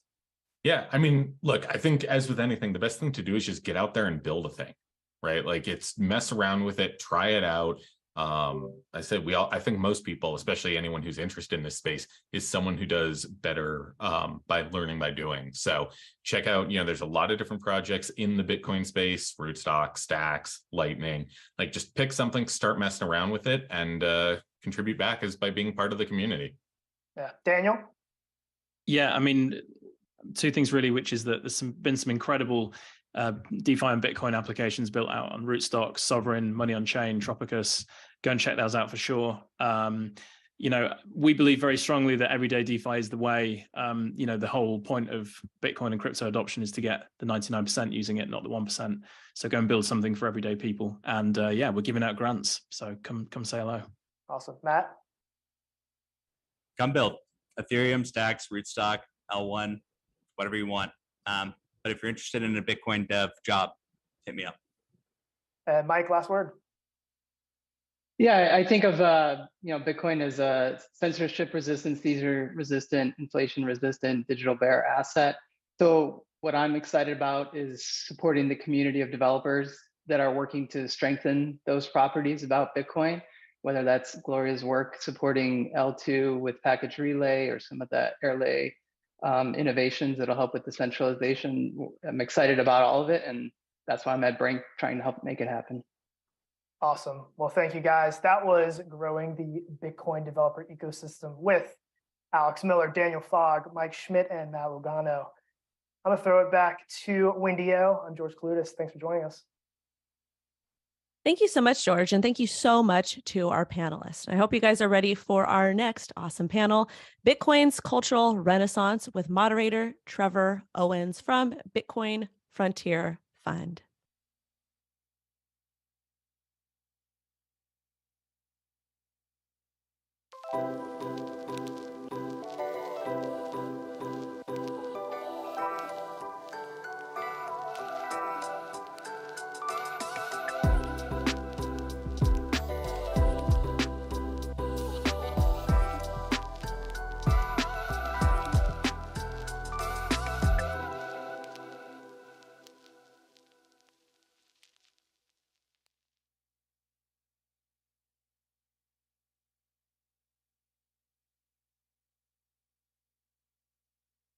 Bitcoin Frontier Fund, and we're here to talk about the Bitcoin cultural renaissance. Man, I can't believe it. I'm so relieved.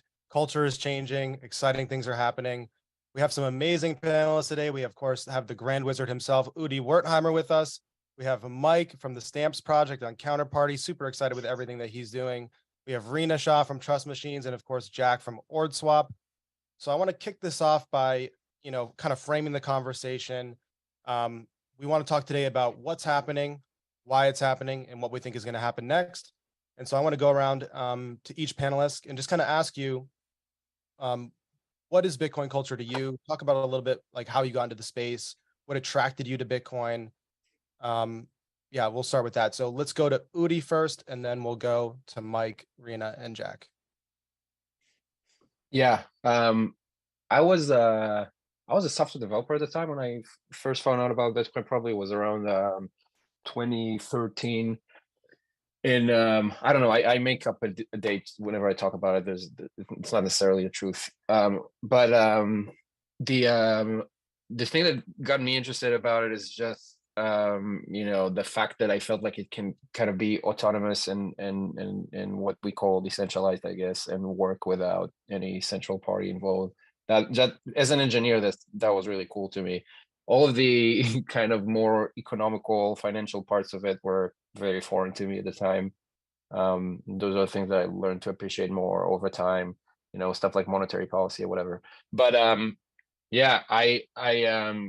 dropped everything I was doing, slacked off on my tasks at work, and just spent all my time reading, Bitcoin materials for weeks.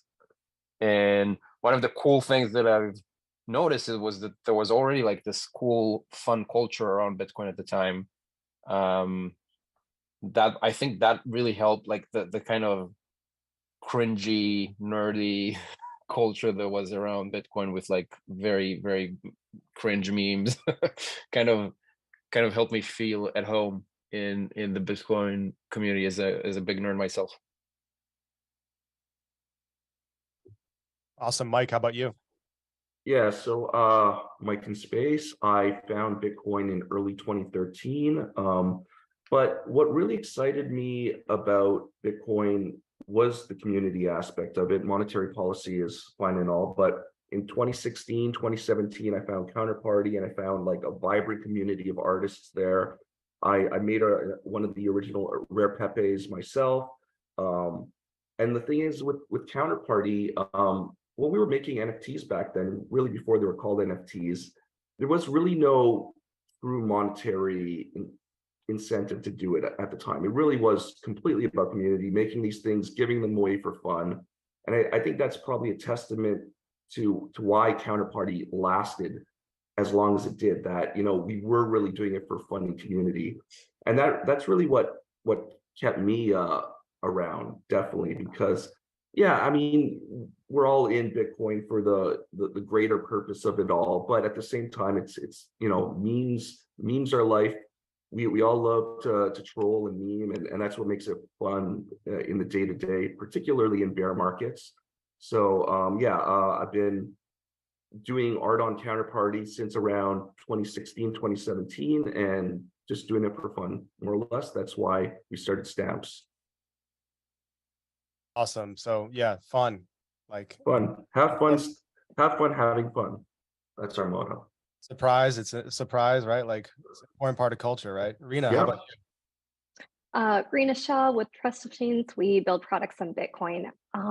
I got into Bitcoin in 2012, 2013 from a different side. For those of you who don't know, I'm a drilling engineer, so like offshore oil, and the idea of having a commodity that was backed by code and not a physical asset at the time kind of blew my mind. And I basically, while doing my day job of like drilling for oil, started spinning up mining pools on all these different oil rigs and basically created my own microgrid of mining pools. And it kind of like brought the like engineering culture for me kind of first and foremost to Bitcoiners. The idea of cypherpunks, the idea of we can create our own monetary system and not really have to deal with like regulators per se. And I like the idea that there is a decentralized group of folks who want to build something bigger and better than themselves. And I felt like the culture was somewhat inclusive. Obviously that shifted later on when we went through like ICO booms and things like that. But from the get-go, when I entered, it felt like a place where you could create ideas that impact the globe. That's amazing. Jack, how about you? You're muted. Similar timeline for me, 2013 summer. Came in from the financial side. I had been working at Barclays at the time and was building something in Silicon Valley, and the intersection of technology and money was very interesting, obviously influenced by a lot of the early people at the time, like Eric Voorhees, Roger Ver,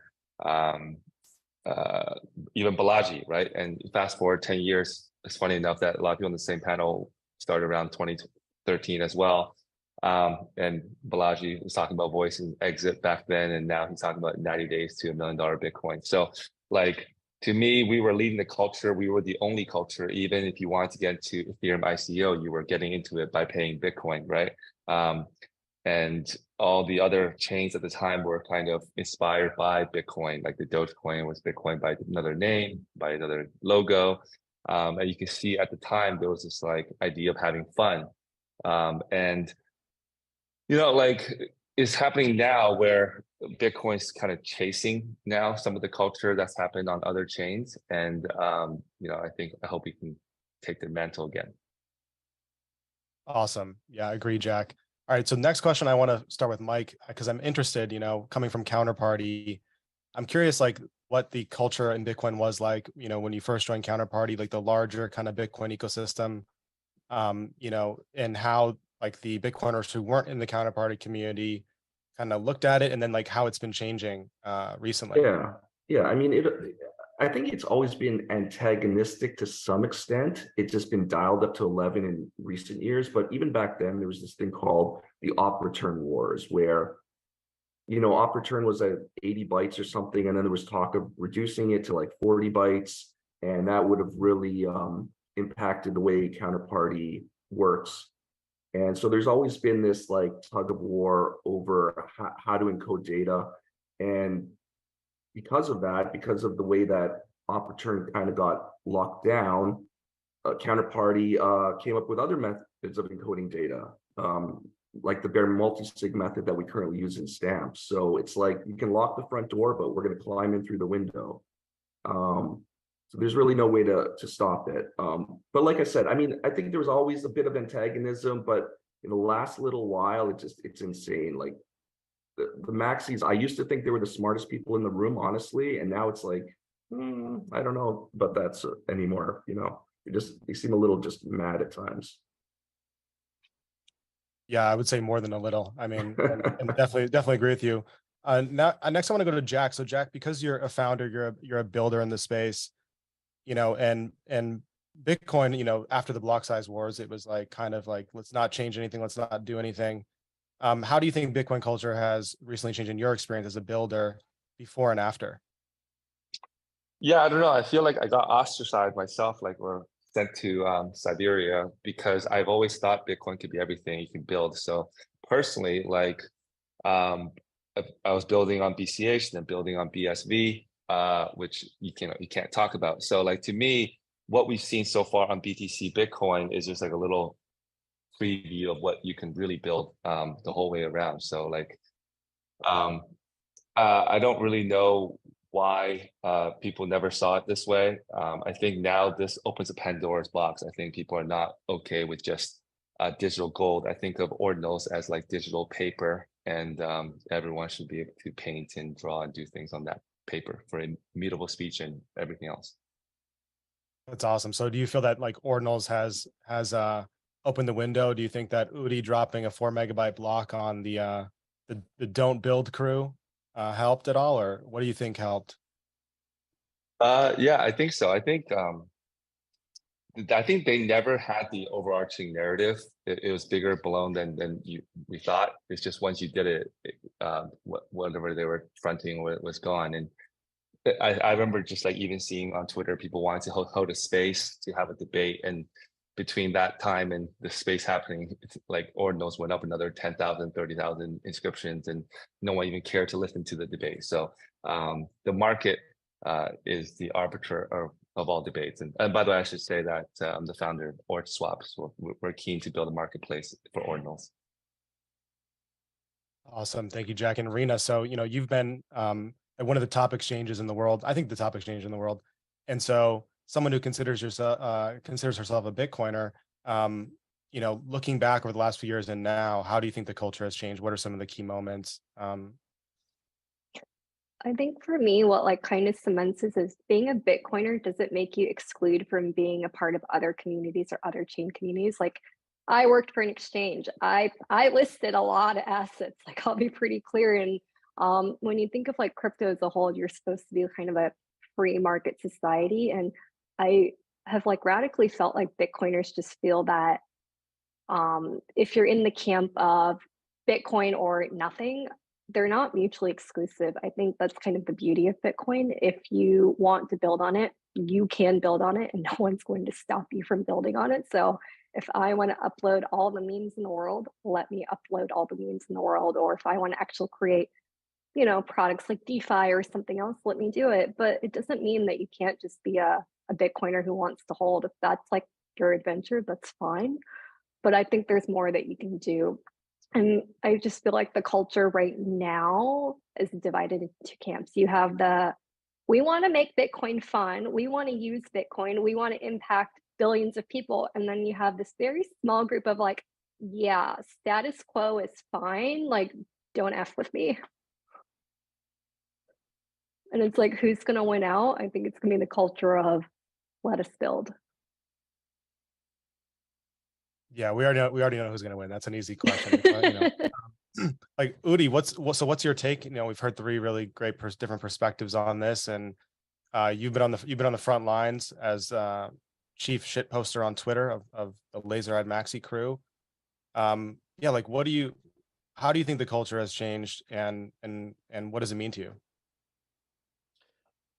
Yeah, I think that what happened at some point is we changed from a community that tries to onboard people to a community that tries to exclude people, at least online, at least on Twitter. And that, you know, just, you just run the math. It doesn't work.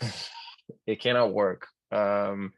It's not, I don't have anything against people who like laser eyes. I don't have anything against people who like steaks. I am personally very suspicious of vegetables as well. However, I am, I accept that a lot of people do like vegetables, and I think that they should be, they can find a way to enjoy Bitcoin as well. And we should probably want them on board. It seems like the list of approved narratives has shrunk very, very dramatically in the last 2-3 years. I don't know, talking about El Salvador is approved, talking about Bitcoin in Venezuela is approved, talking about stake is approved, but any other use case of Bitcoin is for some reason not acceptable. And that just cannot work. That just can't work. The real reason for it is completely political. It's just, influencers on Twitter and podcasters trying to get more clicks. It has nothing to do with Bitcoin. There's nothing to do with trying to make it more accessible to the world. And that's why I think it's pretty inevitable that it's going to lose. And then the question is, what's the alternative? And I think that's the reason I'm so excited about ordinals in general, and specifically about Taproot Wizards, but really about ordinals in general, is because we have an opportunity to really make culture a big part of what Bitcoin means to people. And it always is, like, culture always is a big part, but sometimes it's not as explicit. So then what happens is that the culture that is created is maybe not what you want. And I think making things explicit is a good idea. It seems to have worked well in other crypto communities. And I think it's just very easy to understand for people who are maybe outside of the group and are looking at the Bitcoin group and considering joining or not joining. If they understand the culture well, then that increases the chances that they decide to join. So yeah, I'm pretty bullish on that, especially as we look towards the next bull cycle, as a method to really compete this time with other ecosystems in the crypto world and get a bigger chunk of the pie that I feel strongly we kind of failed at in the last bull cycle. We just didn't onboard enough people to Bitcoin last time compared to other crypto ecosystems. So we need to do better with that next cycle. Well said, Udi. I want to go back to Rena now. So Rena, looking at like all the different ecosystems, what can we learn, and what type of culture should we have in Bitcoin that can really make it a magnet for the type of people that are going to grow the space? So if you were to think about like maybe not on ETH, but like other like LTs on ETH or other ecosystems, they have the culture of ship fast, break fast, and like deal with the ramifications later. Bitcoiners are a little bit more like measured in what we build and what we put out. And I almost feel like we need to take the opposite approach from a community of like, we're going to try all of these different experiments and see what takes and what doesn't. We will pivot, but I think that's kind of the most important thing from a community perspective is we're going to do cool shit, watch us, and like let us do these cool shit things and see where it fits into your own like purview, adventure, thesis, whatever it may be. But we're kind of a slow community. Like it took us years to get through upgrades. It took us years to get us to where we at. Only in the last like 4 months have we had stamps and ordinals come about, but like there are more and more things that we can do, but ship fast. That's great. I love that. Jack, what do you think? Muted. Well, I hope that we can catch up to everything and surpass the Ethereum ecosystem this cycle.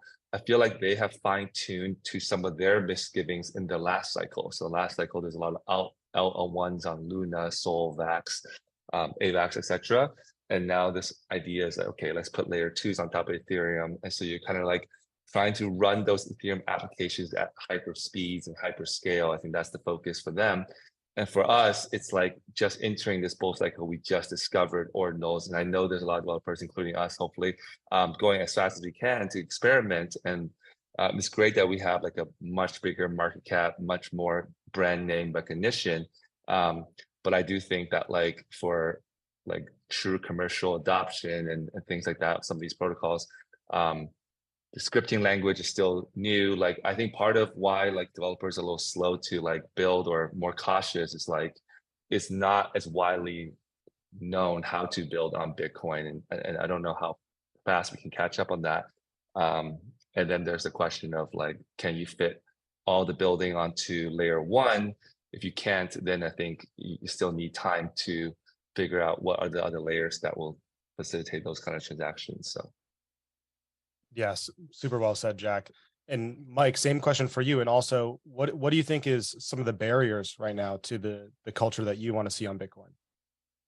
Yeah, I think we're way behind on tooling. I mean, you look at Ethereum, they've got MetaMask, they've got all these websites you can log into with this single identity. And yeah, that's really a bottleneck right now, where it's like, even with stamps, we've got these 2015, 2016 wallets that are just not that good. And we really need to build the tools before people can be onboarded. So I think that's really, that's priority number one for us. And there's a practice. Go ahead. Yeah, I'd say like beyond the tooling, like what are some values or like, you know, things that you like, almost like a litmus test, you know what I'm saying? Like, how could we know like, hey, we're going in the right direction with this and these positive qualities? Yeah, I mean, I think, you know, the culture itself is kind of balkanized at this point, and you're never going to convince the maxis, but there's this whole other group of people that are excited. They just want to have fun. And if you give them an opportunity, like I've seen so many people just onboarded, like they're excited about doing something with their Bitcoin. They just want to do anything with their Bitcoin. And so, yeah, just having a big tent, inviting everyone in, not everyone has to come. And also there's a practical side to this. There's a halving next year. We need use cases. We need a fee market. And Ordinals has definitely started that, where the funniest thing I see online is people complaining about fees. It's like, you want fees. That's the point. Like, I don't know what they think is going to happen if you don't have use cases, if you don't have people paying fees. This is what we want. So that's my take. Yeah, well said, Mike. So Udi, you know, Mike said we'll never convince the maxis. Can we convince some of them, you think? Like, how do we bridge the divide here? You know, even with, you know, the different communities on Bitcoin, you know, some of the inherent biases that we have as human beings. Like, what is your thoughts on like how to bring everybody together?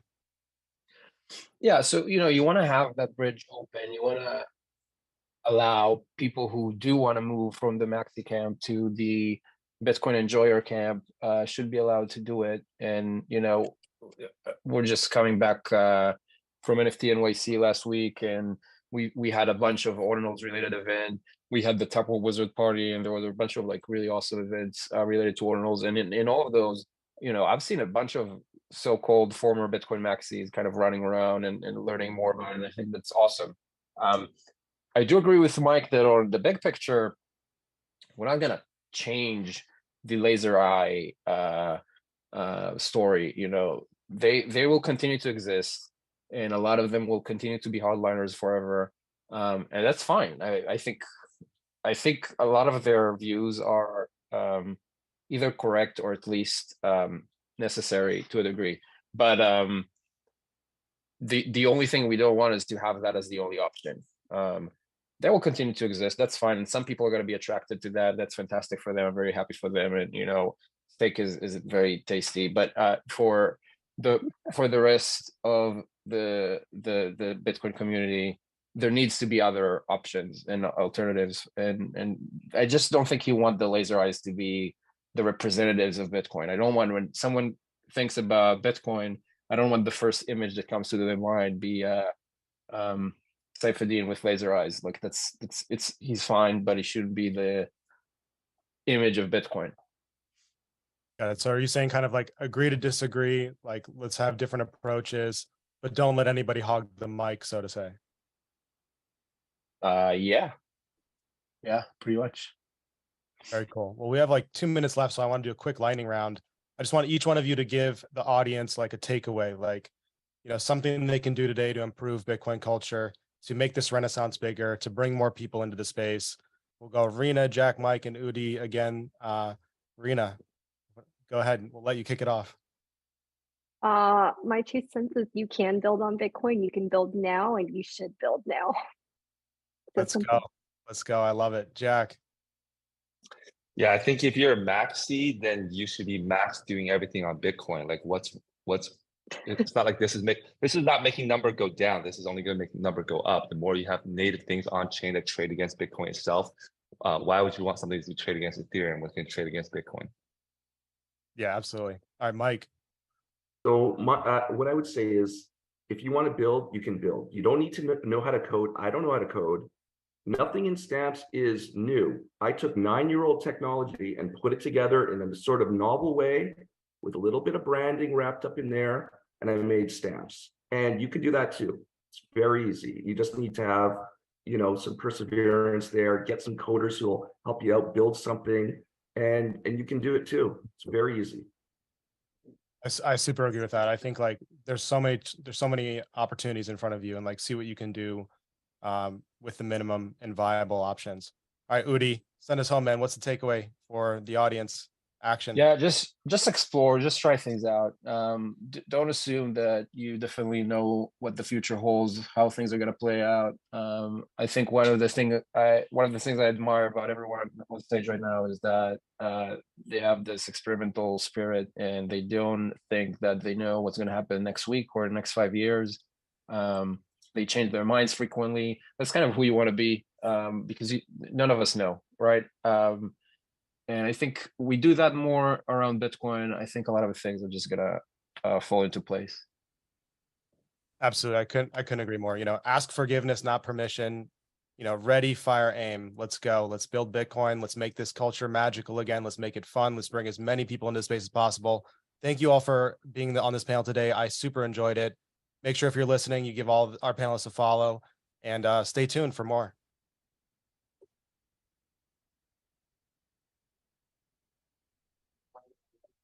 Thank you so much, Trevor, for an awesome panel. And of course, an amazing panelist. So the next panel is going to be still early NFT marketplaces and aping into Bitcoin with moderator Leonidas from Leonidas NFT. Awesome.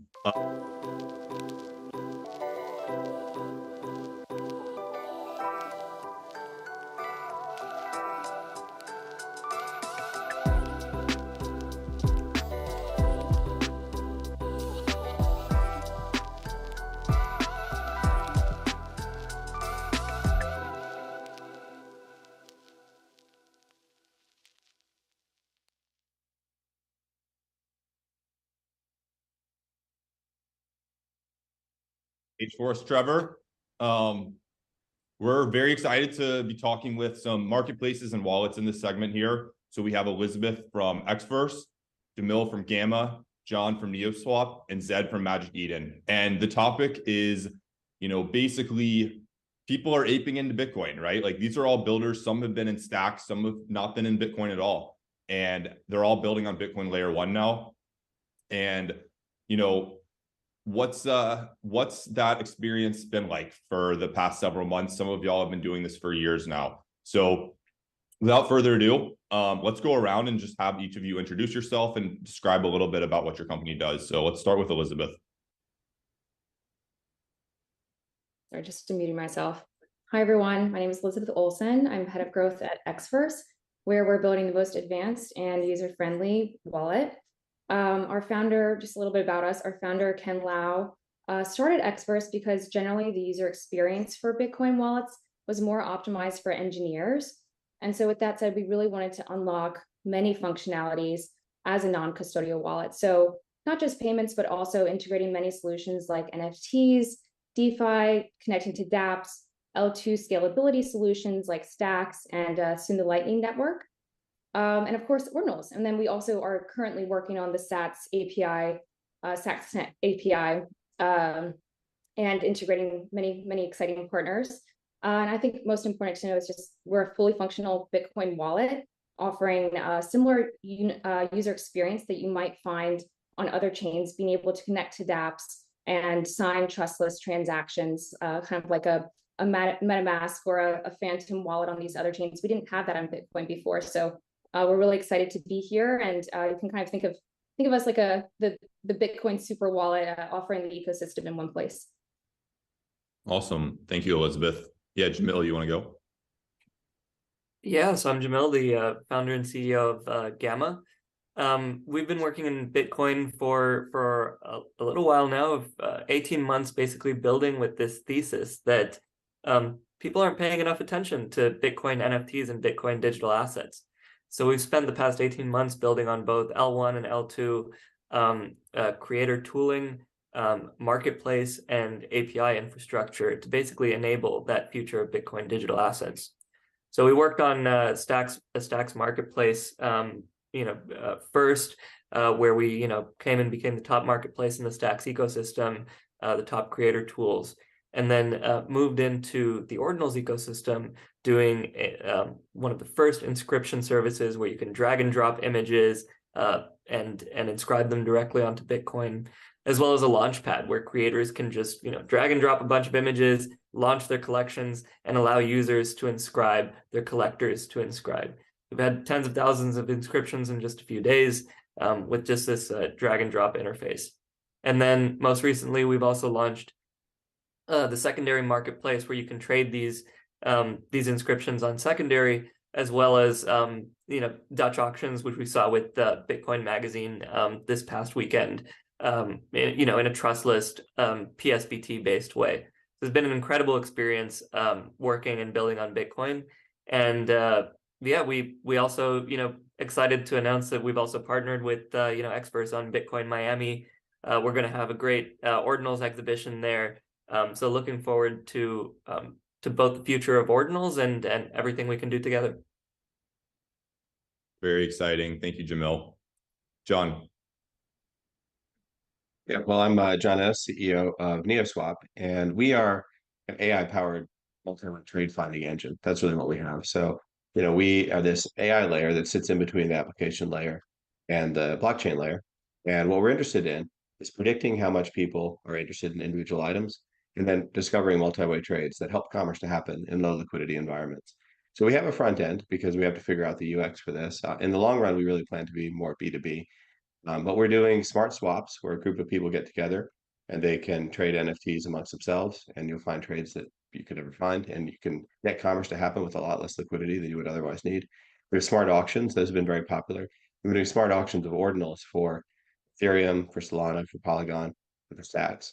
We'll be doing smart auctions of ordinals for Bitcoin by the Ordinals conference, and actually we're going to be collaborating with Gamma, and it looks like also Xverse, on an event there where people will be able to bid in real time at Ordinals at the Ordinals conference. So that's going to be a lot of fun.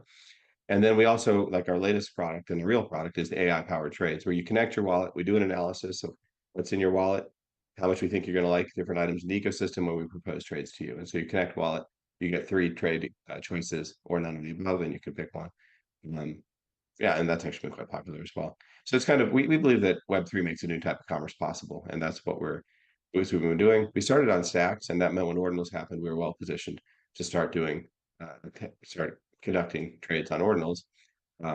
We've been doing them because everything was built around smart contracts for smart contract currency, but in the next few weeks, we'll be fully live on Bitcoin. Awesome. Thank you, John. Yeah, go for it, Zed. Yo, appreciate it. Super excited to be here. Very fired up to hear about what everyone's working on. I think it's really, really cool. So I'm co-founder of Magic Eden. I think Ordinals has been amazing because it's not only just super cool to see like all of this new innovation on Bitcoin, but also even just personally, I feel like it's kind of the combination of all the things that I really love working on. Like my background, I was a PM at Coinbase. I spent a lot of time building trading products there, and was the second employee at DYDX.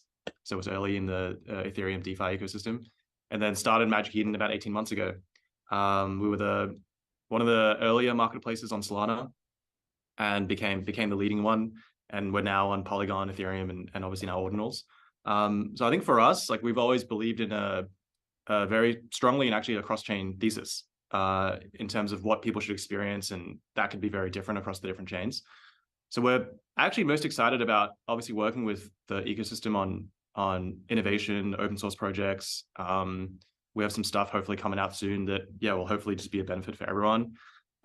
We're also really excited to bring a lot of the users and creators that we have already been working with on some of these other chains. Hundreds of thousands of users. We've had over $3 billion trade on Magic Eden in 18 months, over 20,000 creators. So we're very excited to bring ordinals to all of those people. So there's a huge opportunity, and I'm excited to do that with everyone here. Awesome. It's all very exciting. I'm curious, lots of you have already been building on Bitcoin. So maybe this question will be more geared towards what's it like building on an L1 versus an L2? But maybe for you, Zed, it will be like, what's it like building on other chains versus coming over to Bitcoin? So yeah, I'm curious, how's that experience been? Like, Bitcoin is its own thing.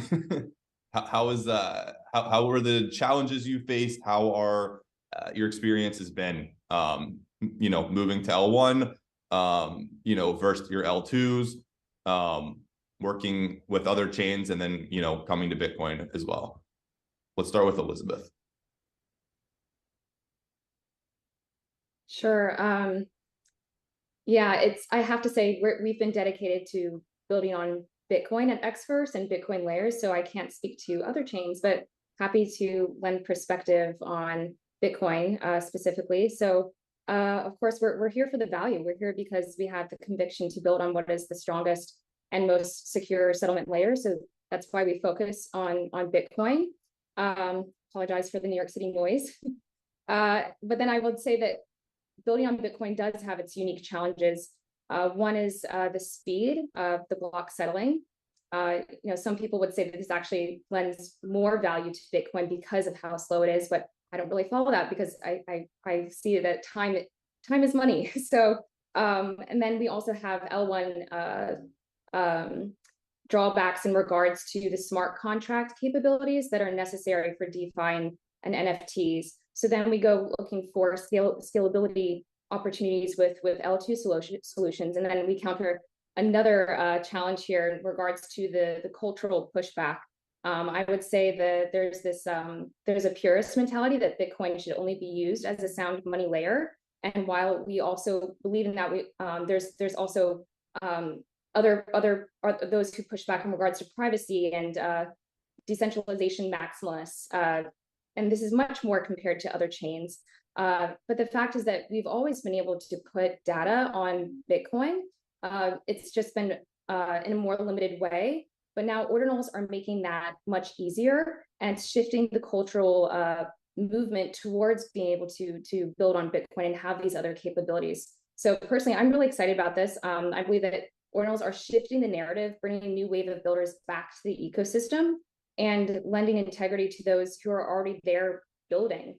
And I think it's also important to remember that making Bitcoin productive is actually a win-win solution for everyone. It's a win for incentivizing the miners, and it's a win for those who are here building and the users. So I think this is a really exciting moment to be here building. Very much agreed. The more you can do on Bitcoin, like the more demand this drives for the core Bitcoin currency. So even if you are one of the purists who doesn't necessarily like that we're doing all of this fun stuff on top of Bitcoin, it still drives value back to you at the end of the day, right? Demand for block space is probably pretty arguably a very good thing. Yeah, Jamil, same question for you. Yeah, we started on Stacks, and Stacks uses, which is an L2 for Bitcoin or Bitcoin layer. And Stacks uses many of the same patterns that you would see on Ethereum or Solana. You have this, account-based pattern, you have smart contracts. And basically, when you think of an idea, you generally can get it done. It's like any coder can sort of think through the problem. If you have some background in smart contract experience, you can know how you do something like collection bids, how you do auctions, how you do basically anything. As long as you're familiar with the blockchain programming patterns, you can generally figure out how to get it done. Of course, you need audits, you need that whole process. But working on a smart contract platform, it's pretty clear how you go from idea to implementation. One of the interesting things about Bitcoin was just seeing how working directly on L1, how different the UTXO model really is. That's sort of how I started in crypto was with Bitcoin, with learning about Bitcoin script and the UTXO model. But coming back and building an actual application on top of that model, coupled with ordinal theory, was an incredibly enlightening experience. And I think it also showed how much more flexibility there is in the UTXO model than I think most people had assumed. There are things like sig hash types, which allow you to specify, I'll commit to this output given this input, which allows for an incredibly simple way of specifying, agreeing to a trade, basically. So it's basically like a completely different programming pattern than what you'd see on Ethereum, Solana, or Stacks. But it's elegant in its own way, even despite its limitations. And I think it's opened up the eyes to a lot of builders in the space on just how much you can do directly on L1. I think it's only the beginning. You've seen tools like, you've seen a sort of catalyzation of an incredible amount of tools and infrastructure being built on Bitcoin. You see Xverse, you see NeoSwap, you see others building tools and infrastructure and fundamental building blocks such that other applications can start building on top and building new applications without having to worry about the lower level abstractions. So yeah, it was a challenge to come from that smart contract model to the UTXO PSBT model, but I think people are learning that there's so much you can do, and this is just the beginning. Just after like less than 3 months of active development on Bitcoin, you wouldn't be able to see any documentation on how to use PSBTs and construct them with the right sig hash types before. We sort of all just had to figure that out ourselves. Likely the same with Magic Eden. We're all just pushing the boundaries of what we can do on L1. So yeah, excited to see how the space develops further. Yeah, I love the analogy of the building blocks. Like the amount of building blocks that, if you're building infrastructure on Bitcoin, layer one a couple of months ago, I mean, in the past 2 or 3 months, like there's probably been 100 building blocks get put in place. And, I think we can discuss that more in a little bit here. But yeah, John, I'd love to hear, you guys, this whole ordinal thing happened and, you guys wanted to support ordinals. Like, can you explain how that experience has been? What's it like integrating with Bitcoin layer one? Yeah. Well, I mean, it was a challenge for us at the beginning because everything we were doing was kind of built around smart contracts. And I would say one of the big kind of ahas I've had recently is that actually a lot of what we're doing is easier to do on Bitcoin. But just like, you think of a blockchain as a database that's specialized for ownership and transfer of ownership, right? It's not just a generic database, it's a specialized database. Bitcoin, the Bitcoin tools are specialized for permissionless or trust minimal commerce, right? So actually the Bitcoin tools are better suited to the sort of things we're doing at NeoSwap. That's been a surprise to me that at the beginning I thought, I know, how are we going to rework everything? Well, it turns out with PSBTs and DLCs, we can do pretty much whatever we need to do. So that has been good. At the beginning, we basically had a bunch of hacks, right? At the beginning, we found out about ordinals on Monday. We did our first smart auction of ordinals for Stacks on Friday. At the beginning, it was very trusted. And then it just gradually became, we had solutions that allowed us to minimize the amount of trust involved. And then I think finally, in the next few weeks, we will be able to do smart auctions of ordinals using PSBTs, and it'll be pretty well trust minimized. We're also going to open source our smart auction solver technology, so that, because that's a weak point right now, is that this auction would happen, the auction's happening off chain, people might complain and say, well, how do we know this is really fair? We're going to go ahead and open source that code so that people can go ahead and at least don't trust verify, kind of consistent with the Bitcoin ethos. So I think that's the big aha for me, is that Bitcoin is actually ideally suited for permissionless reassignment of ownership, and these tools, once you get used to them, are quite pure and beautiful. All right, you heard it here. It's easier on Bitcoin. Well, I don't know about easier. Once you get used to it. Yeah. And I'm not the CTO. I don't have to do it. It's easy for me to that. I love that. Yeah, Zed. So you guys, famously are like the Solana marketplace, right? And you recently, integrated with Polygon, Ethereum, but now Bitcoin. I'm curious, like compared to, saying, hey, like we want to be cross-chain with Polygon and Ethereum versus the implementation with Bitcoin, what were the major learnings there? Yeah, I'm going to caveat everything by saying I'm like John. I'm not the CTO, so I'm probably going to say some stuff, and my CTO is just going to throw up. But no, I actually think for us, we've had a bunch of experience having to tackle a lot of this different infrastructure. I mean, we started on Solana in 21, right? And 21, basically, it feels really similar. Like nothing was really built. I remember at the time when we first started Magic Eden, people were finding other people on Discord and paying them, you know, tens of thousands of dollars to do a mint. Like that was the kind of environment that it feels crazy to say that now, because like there's so much that's been built in the last 18 months, but that actually literally was happening. That's actually why we wanted to, we built Launchpad in September of 21 back then, because we were like, yo, that's actually insane that people are doing that. It sort of goes to show like the length that people will go to do something, right? In which case it's clear you need to build something. So when we started poking around ordinals, we had a very similar vibe, right? Already people were trying to trade OTC and people were trying to come up with marketplace implementations. But I would echo kind of what Jamil said, that a lot of our team, even though we didn't have a lot of experience building on L1, the team found it very elegant. Like a lot of the things actually made a lot of sense. It is like a little bit of a mental model shift, because it didn't fit in the same framework as like building smart contracts on either Rust or Solidity. But yeah, a lot of the infrastructure, it's just early. So even little things like, I think when we launched, like we had to wait like 2 or 3 days to get Xverse to support PSBT signing as well. Just like, it was crazy. I was like, whoa, it's so ridiculous how early it is. But these are very normal, I think, yeah, growing pains and early opportunities in a early ecosystem. So for us, like the way we think about it is when we kind of go into a new chain or new opportunity like this, yeah, we usually just put together a team that's just dedicated and they get deep in the actual tech.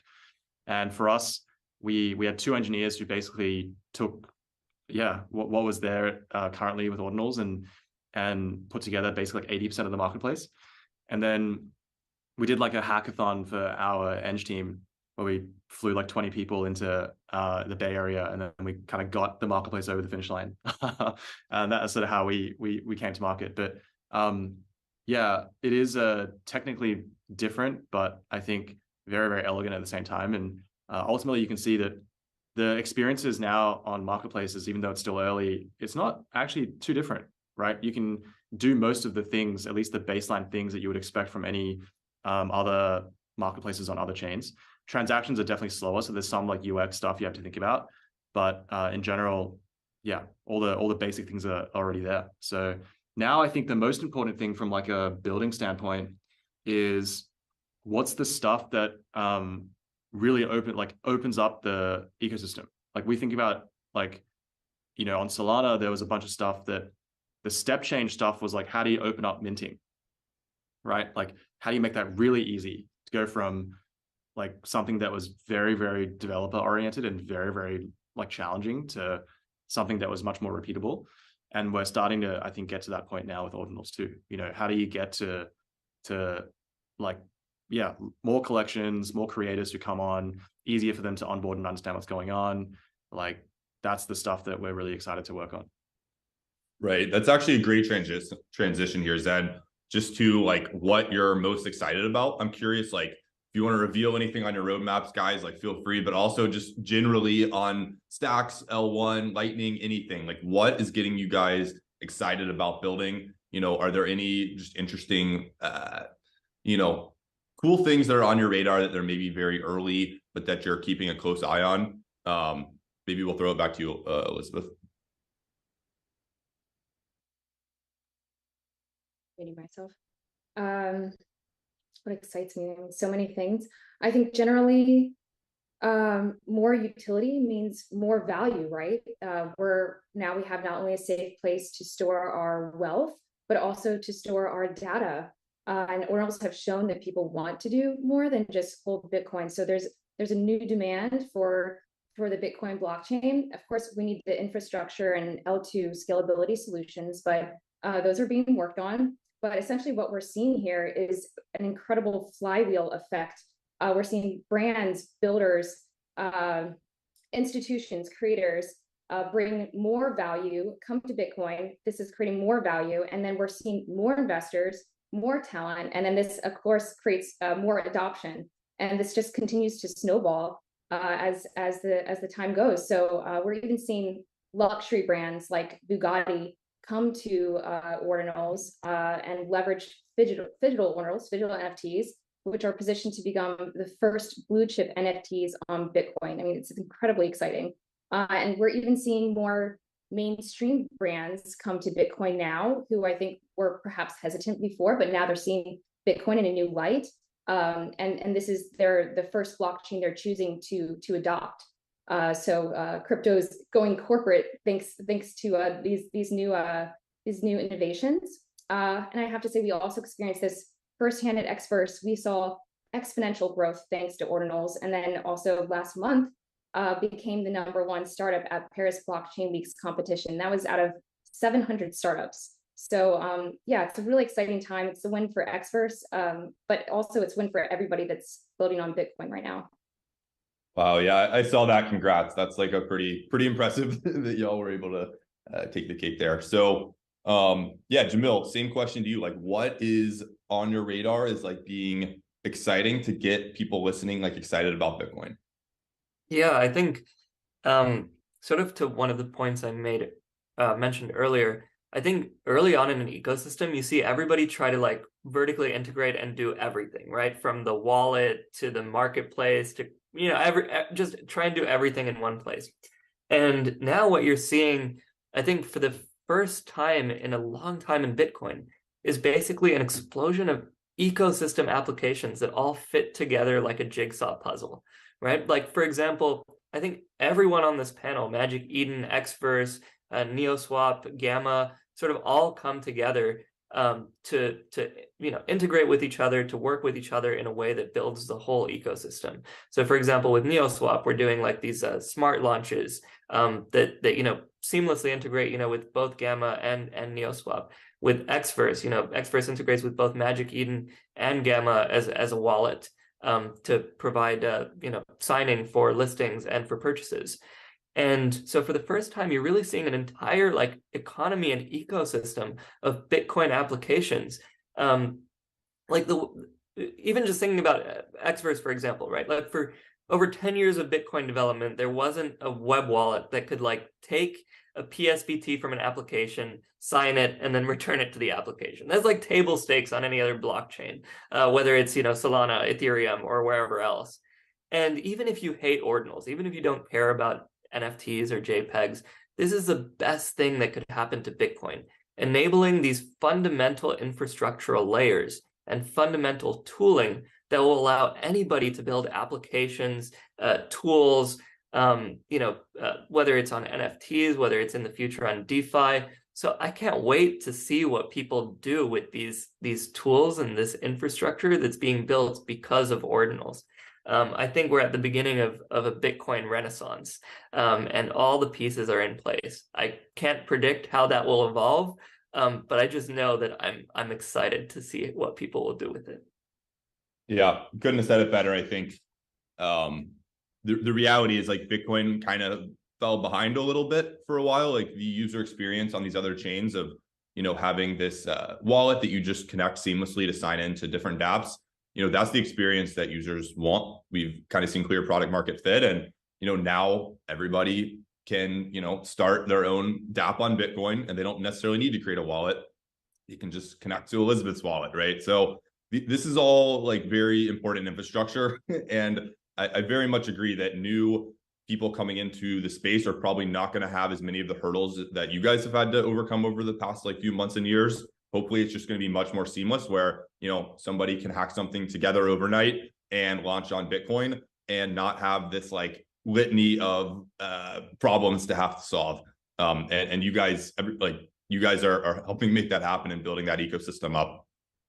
John, we've got like 1 minute here. Do you want to try to answer that?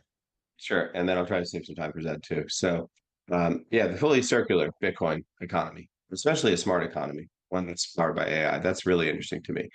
I think that maxis for so long have been focused on money, right?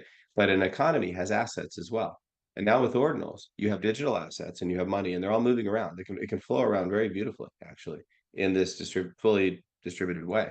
So I think that we finally have a use case for Bitcoin that's going to encourage people to buy Bitcoin and spend it versus just hodling it and waiting for some Mad Max scenario where like everything so civilization blows up and then Bitcoin's worth a lot. I think if you want to have a gradual transition to Bitcoin, this is a much healthier way to do it. So I'm very excited about this circular smart economy on Bitcoin that Ordinals enables. Love it. Thank you, John. Zed, lightning round. Favorite things that are coming on Bitcoin? Collection provenance. Pretty excited about that. So the idea of like what defines actually a collection. I think that's actually a really important standard that is missing today. I think some open source way of making it easier for people to create drops, like without necessarily like a very, very complicated developer experience. I think at Magic Eden, we basically work on two things. Like we don't try and do too much here. It's basically create the best trading experience and then create the best creator experience. And creator can encompass anything from inscription and minting, like community stuff, all of that. So all of that, I think, is just stuff we will build for any chain. And we want to basically bring that across and help creators be successful in ordinals. I think the last piece that's non-technical is I think we should help tell the story that, like higher value items should belong here. Because this is in some ways, it is the most decentralized, purest chain. Block space is very unique compared to other chains. All of those things lend themselves really well to certain types of assets being on ordinals. And I think we want to help tell that story and help bring in more creators to do that. So those are the things that we're focused on. Awesome. I love it. This has been really inspiring, guys. We've got a wrap here. I think we're going to go to a break, but this has been really fun. Cool. Great. Well, thank you. Thanks.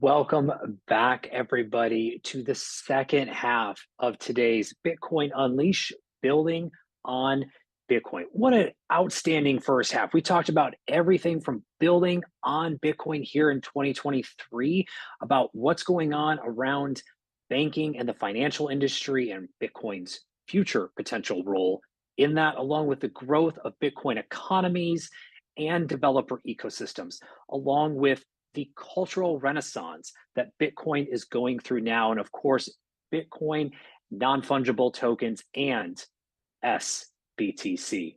But now as we roll into the second half of the day, we've got a few more topics to cover and a few more exciting technologies to talk about as they start to roll out into the Bitcoin ecosystem. Next up, I'd like to welcome our panelist, John from Solvern, to talk about rollups on Bitcoin. John, floor is yours.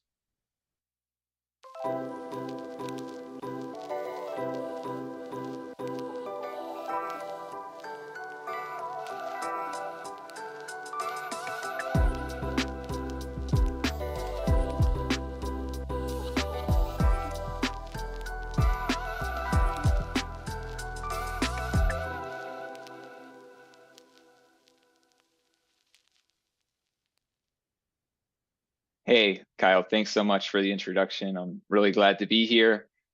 Today, I'm going to be talking about, as you mentioned, rollups on Bitcoin. So last year, I was given the opportunity to produce a report sponsored by the Human Rights Foundation looking at validity rollups on Bitcoin, how they could be built, how they would work, what would be the benefits to Bitcoin users, and some of the risks and trade-offs. And today, I'm going to give a quick overview of what rollups on Bitcoin are and what are some of the benefits that they can bring to Bitcoin users.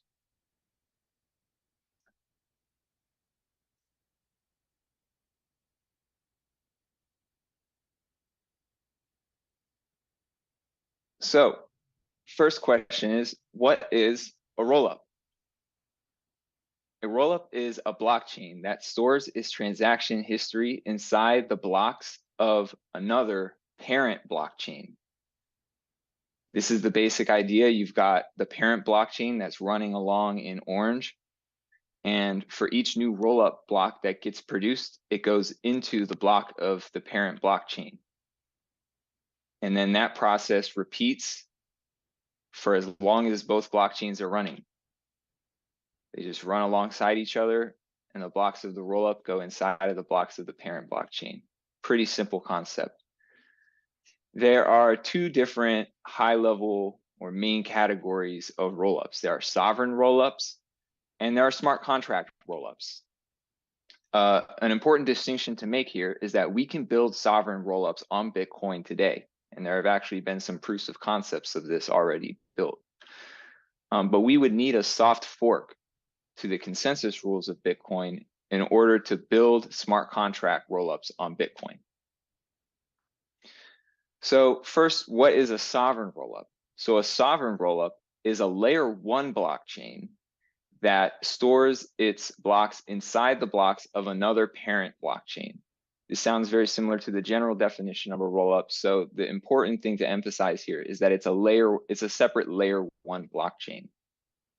So what are the features that a sovereign rollup has? Well, it can have a custom execution environment that is different than the execution environment of the parent chain. But it has the same double spend resistance as the parent chain and the same data availability as the parent chain because it's storing its blocks inside of the blocks of the parent chain. So the same level of double spend resistance that the blocks on the parent chain get, the blocks of the rollup get as well. Another important feature of sovereign rollups is that they can change their consensus rules independent of the parent chain. So If they decide to hard fork and completely change the rules, the sovereign rollup can do that without having to make any sort of changes to the parent chain itself. But because it has the ability to change its consensus rules independently, it does not have a secure bridge to the parent chain. And we'll talk about why that's important in a minute.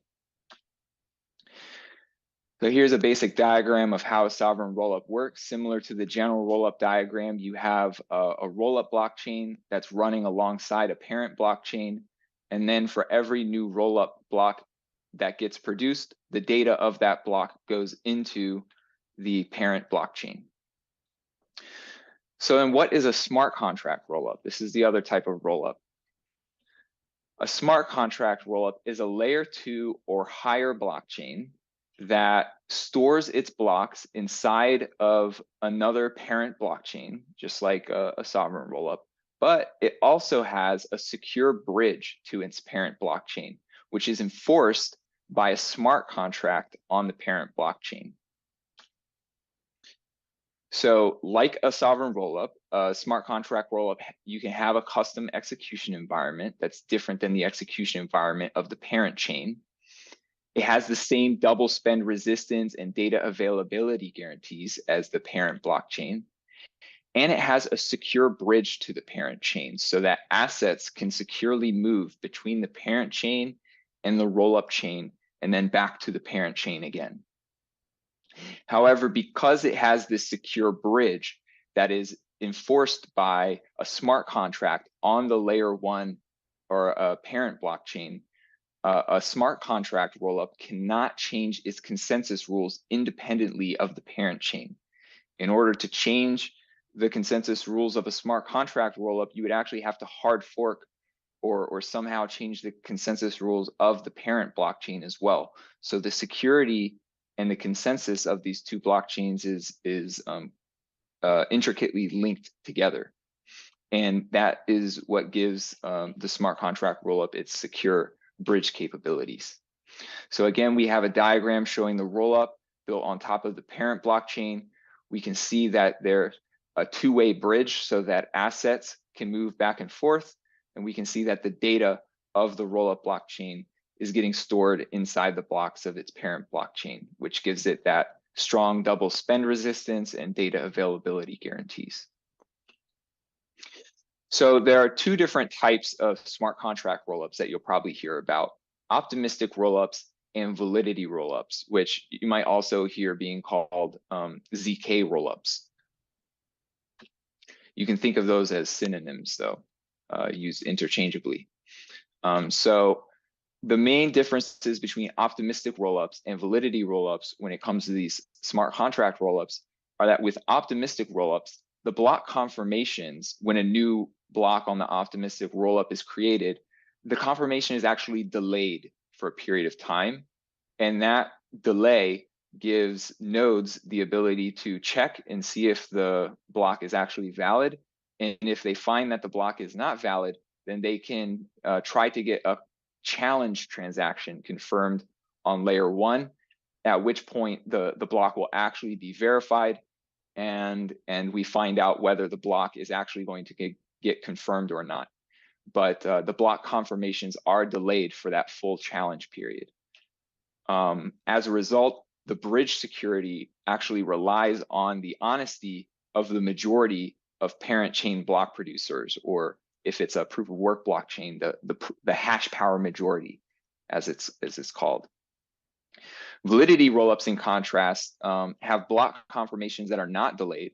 So as soon as a validity rollup block gets produced, it gets a transaction that goes into a layer 1 block.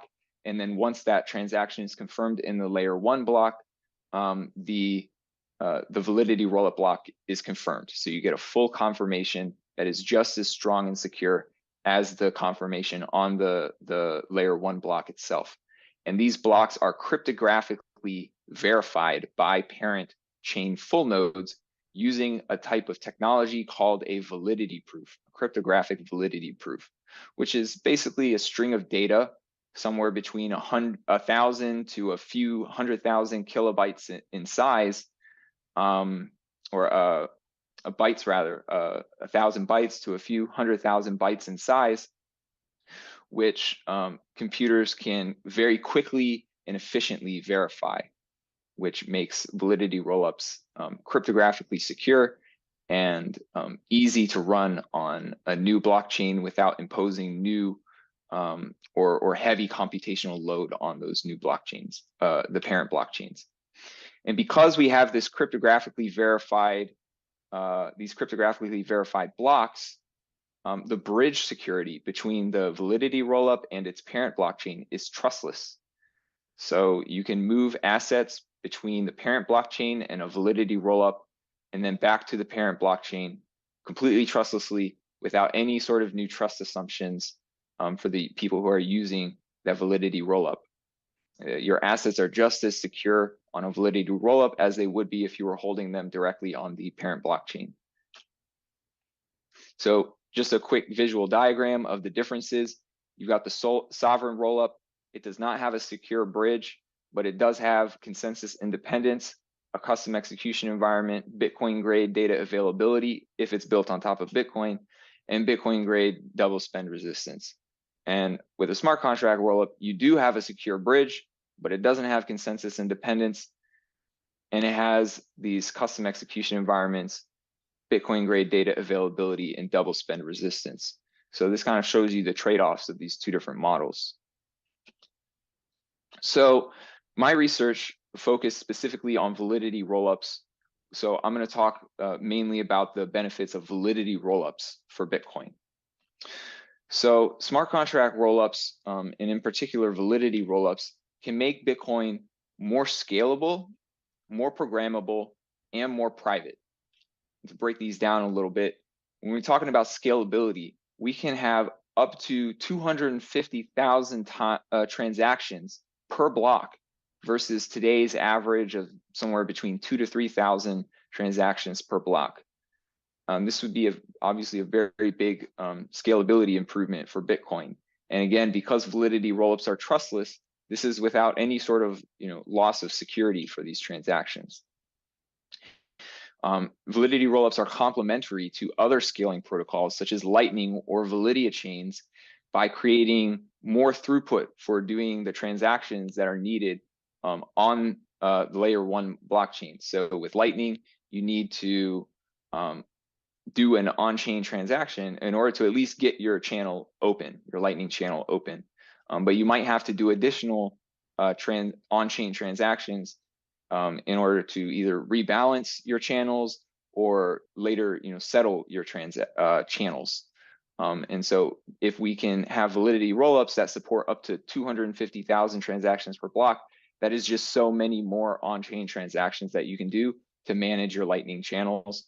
Or if you're building other types of layer 2 protocols like Validia chains, you have more throughput to do that as well. So when it comes to programmability, validity rollups give developers the ability to experiment with new smart contract languages and applications without having to make any changes to Bitcoin layer 1. So some examples would be you could build new self-custody protocols using a new type of technology that is being talked about a lot called vaults or account abstraction. You wouldn't have to make any changes to Bitcoin layer 1 in order to experiment with these new types of self-custody protocols. You could actually build them on a validity rollup without having to make any changes to Bitcoin layer 1. Same for new types of peer-to-peer financial transactions, such as pooled borrowing and lending. And new collective custody models, such as smart organizations. Moloch is a popular example of this in the Ethereum ecosystem. And you can also make transactions on Bitcoin more private. So we can take advantage of the state of the art in blockchain privacy technology without affecting layer 1 transparency and auditability. We could build a validity rollup that has opt-in end-to-end encryption for Bitcoin transactions, which would give users near perfect privacy, encrypting the sender address, the recipient address, transaction assets and amounts. Basically, all of the sensitive details of your transaction could be completely encrypted and shielded from public view so that only you and the transaction recipient can see the details of your transaction. And you can do this without having needing any more changes on Bitcoin layer 1 or affecting the transparency and auditability of layer 1 Bitcoin transactions.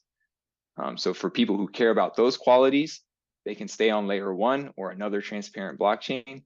But for the people who want that extra, very private, secure type of transaction, they can opt into it using a validity rollup.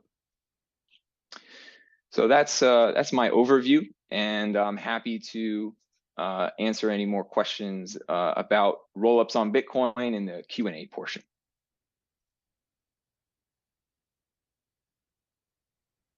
Awesome, John. So I think we are moving to the fireside chat portion. I'm Will Foxley, the host of the Mining Pod, which John was actually a recent guest on the show. So great to see you again. We only have a few minutes here, so let's just dive right into the conversation. Let's go from technical and then go to the social layer. I think technical is a nice place to start. Let's talk about like what sort of proof would be best for Bitcoin. Bitcoin has a very unique place in the crypto atmosphere, right? They want things a certain way. They want things done a certain way. They want like minimized trust. They want very high guarantees. Out of the things that you were just talking about, describing to us, what do you think is the best for Bitcoin to possibly approach? Mm-hmm. Yeah, I think validity rollups tend to be the most the type of rollup that's maybe most aligned with Bitcoin values. So they're cryptographically secure, they're trustless.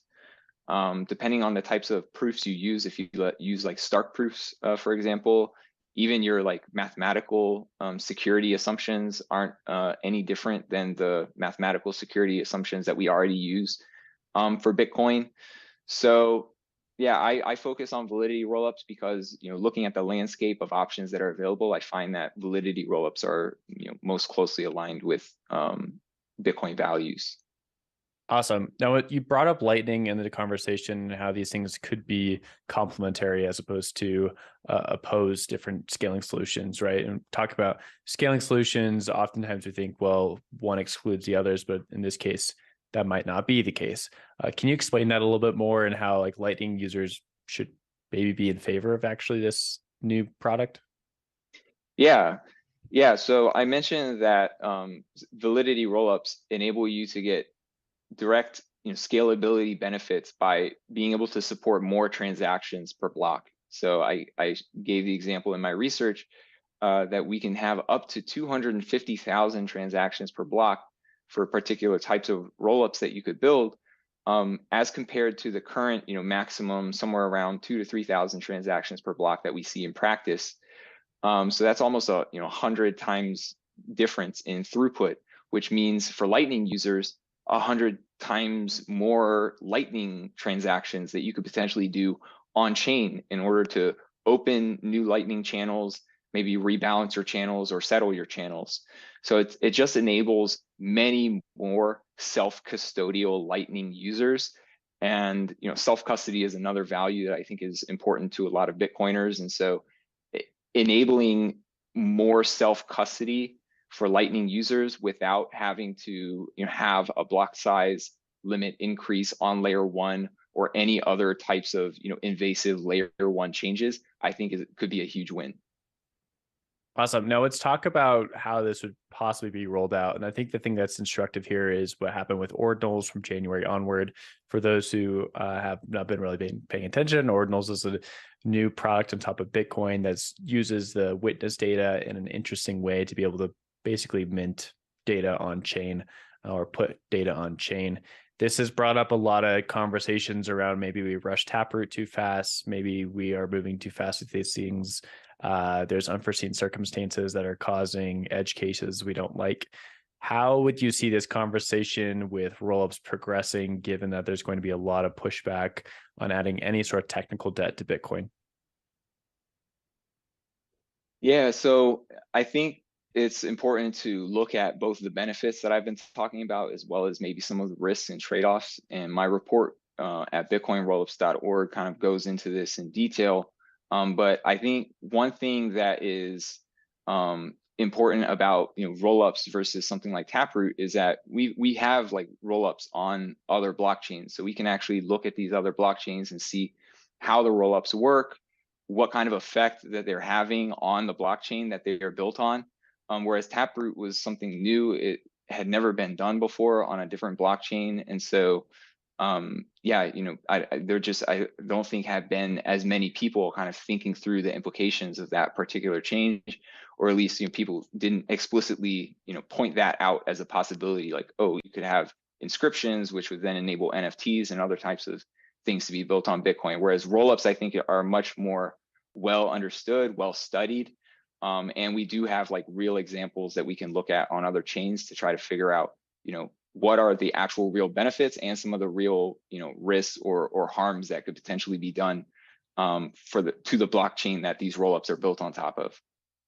Definitely. And I think a great resource for everyone listening to this is go check out John's research report they did on behalf of the Human Rights Foundation.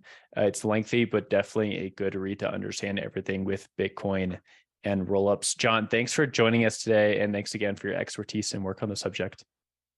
Yeah, thanks again for having me. It's great to be here. Great. Well, I think we're going to go to a break and we'll be right back with more content in a little bit. Thank you very much, John and Will. Great conversation around the potential and future of rollups on Bitcoin. Now, as we transition, let's start talking about ordinals and inscriptions, but not just any kind of inscriptions. Inscribing, not minting. How artists think about working on Bitcoin. With that said, Andrew, the floor is yours. All right, thank you so much. My name is Andrew Hayward. I'm the culture editor at Decrypt, and we've got some creators here.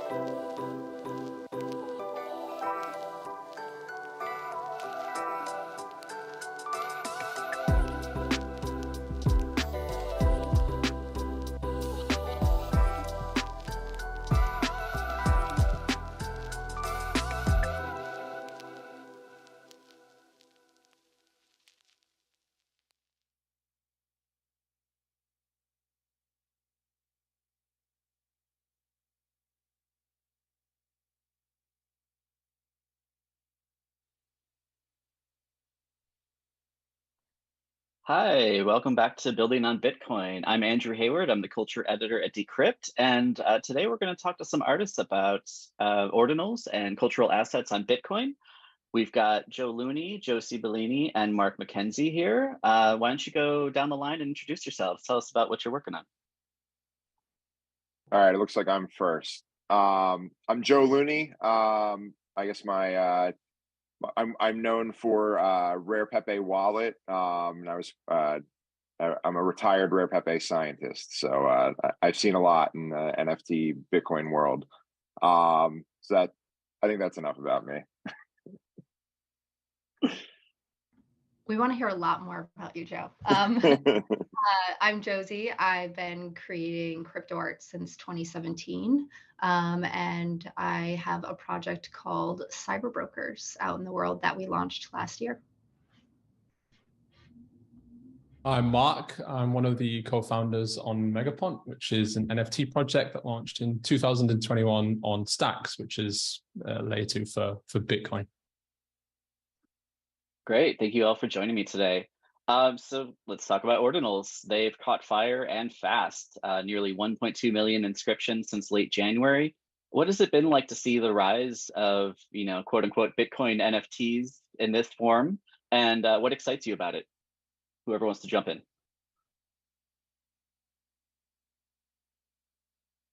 I'll jump in here. It's been really exciting to see, especially because obviously some of my first artworks 6 years ago were all about Bitcoin. And I remember when I started minting NFTs, obviously on Ethereum, I was trying to get some of my collectors that were, buying my prints and all of this to set up Ethereum addresses so I could send them the matching NFT of the Bitcoin print that they bought. And they were like, I don't touch Ethereum, not happening. And I couldn't even convince people to set up these wallets. And years later, they contacted me and said, sure, I'll take it, just because the NFTs eventually, became worth a lot and things like that. So it's exciting. It's There's a lot of question marks still, I think, out there that we'll see, especially just in regards to possible data pruning and what Bitcoin miners think. So I think it's exciting innovation that I'm excited to see people experimenting on. I think there are still some things to be figured out with it as well.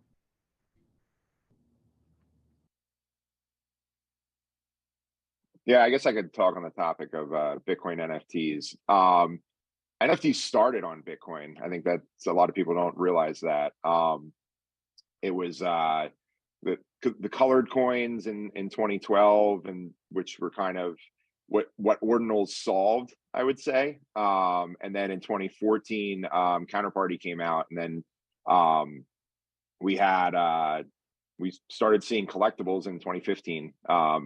So even prior to Rare Pepes. So it's I think ordinals kind of they got the timing right. I think the bear market releasing something that's really I would say colored coins solved with just the way ordinals the protocol works, not even counting inscriptions. So and then kind of slapping inscriptions on top of that, and with the kind of meme of the data lives on chain forever.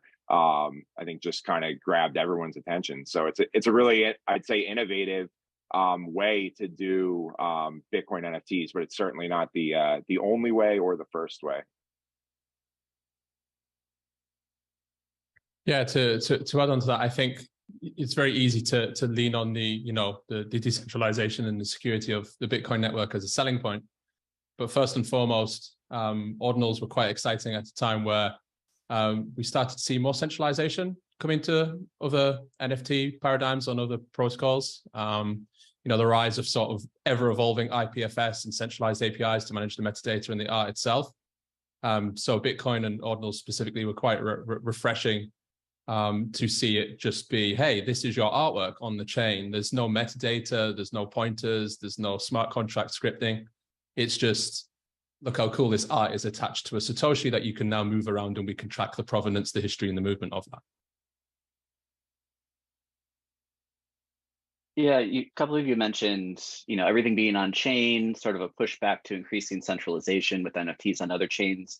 How important is that all compared to minting NFTs on Ethereum or Solana? What's going to get people to choose Bitcoin instead of those platforms? And, what are the considerations there? I'll jump in first on this. We launched a 10,000 collection, and 10,000 ordinal collection. And it's fundamentally very different to launching a collection on Solana or Ethereum or any other sort of smart contract-based blockchain. A couple of things. You don't have a smart contract to govern the mint and the distribution of tokens or artwork. So that in itself presents some unique challenges and is very, very, very, very different. But one of the advantages of that is it truly feels like you're on ground zero and everybody has a chance to get involved with something. There's no concept of whitelists or managing who cannot and can mint. But it is challenging.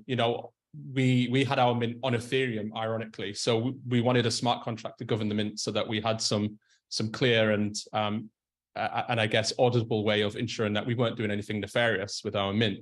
So that is a technical solution that we need to solve, because there's a reason that this talk is called inscribe and not minting, because you're not minting. There's an inscription, there's art on a chain, and we haven't quite figured out the perfect distribution model yet for ordinals, I think it's fair to say. So I'm hoping that we start to see some experimentation, some innovation in that space to make it a little bit easier for artists moving forward this year. Also, to your point of inscribing and having other chains not having that same capability just right off the bat, obviously that's huge. I've been minting NFTs on Ethereum for a while, and I've seen projects go down where the images are completely gone that weren't even stored on IPFS.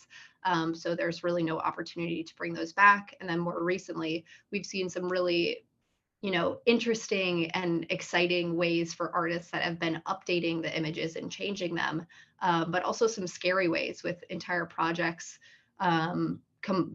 stripping the image that made their NFT worth anything and replacing it with literally a middle finger. So there's been some crazy things that have gone on with our project Cyber Brokers. We know how scary that sort of landscape could be, and we stored some of the most robust art ever stored on Ethereum with like highly compressed custom binary formats actually stored into the smart contracts themselves, so that you don't have to render them from anywhere else or stored on IPFS. It's directly in the contract, but that's not the norm.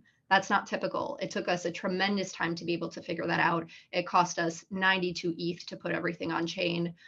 We had to create the art in a specific way to serve that purpose. So this has definitely created like the baseline of that inscription that is really just important for the provenance and the value of anything that you're hoping to store there.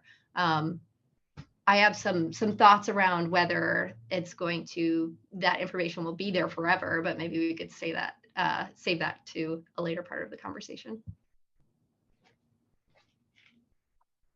Yeah, I think the comparing like ordinals to like anything issued on like an EVM like a Solana or Ethereum is interesting. It kind of, I think the easiest way to look at that though from let's say a collector perspective or a potential artist perspective is who's in control of the rules, right? So with a EVM based system, whoever deploys a smart contract is the rule creator, right? But with ordinals, it's whoever, basically it's Casey right now, and then whoever else I guess submits PRs to ORD, which kind of governs like, you made an inscription, now what is it attached to? I mean, there's kind of ongoing discussions about these kind of phantom inscriptions that weren't inscribed the correct way. So now they're not on a Satoshi. But it really comes down to the rule set, right? So with I'd say an important difference for anyone thinking about it is with ordinals, the rules are in the kind of software that everybody runs, that decentralized program ORD, whereas with anything on an EVM is whatever the smart contract says. And there's even attempts now to put the EVM onto inscriptions. That's what the BRC20 is. And I actually talked to, I forget his name, but the developer that's working on that, and they have a way to put basically run Solidity contracts where the contracts are written as an inscription, and just using not even using the ordinal, and just using that data storage on Bitcoin that is assigned to a block. So you get ordering and storage right on Bitcoin. So yeah, it's different, a different set of challenges, but it's fun to kind of see this stuff take off and people build these second layer protocols.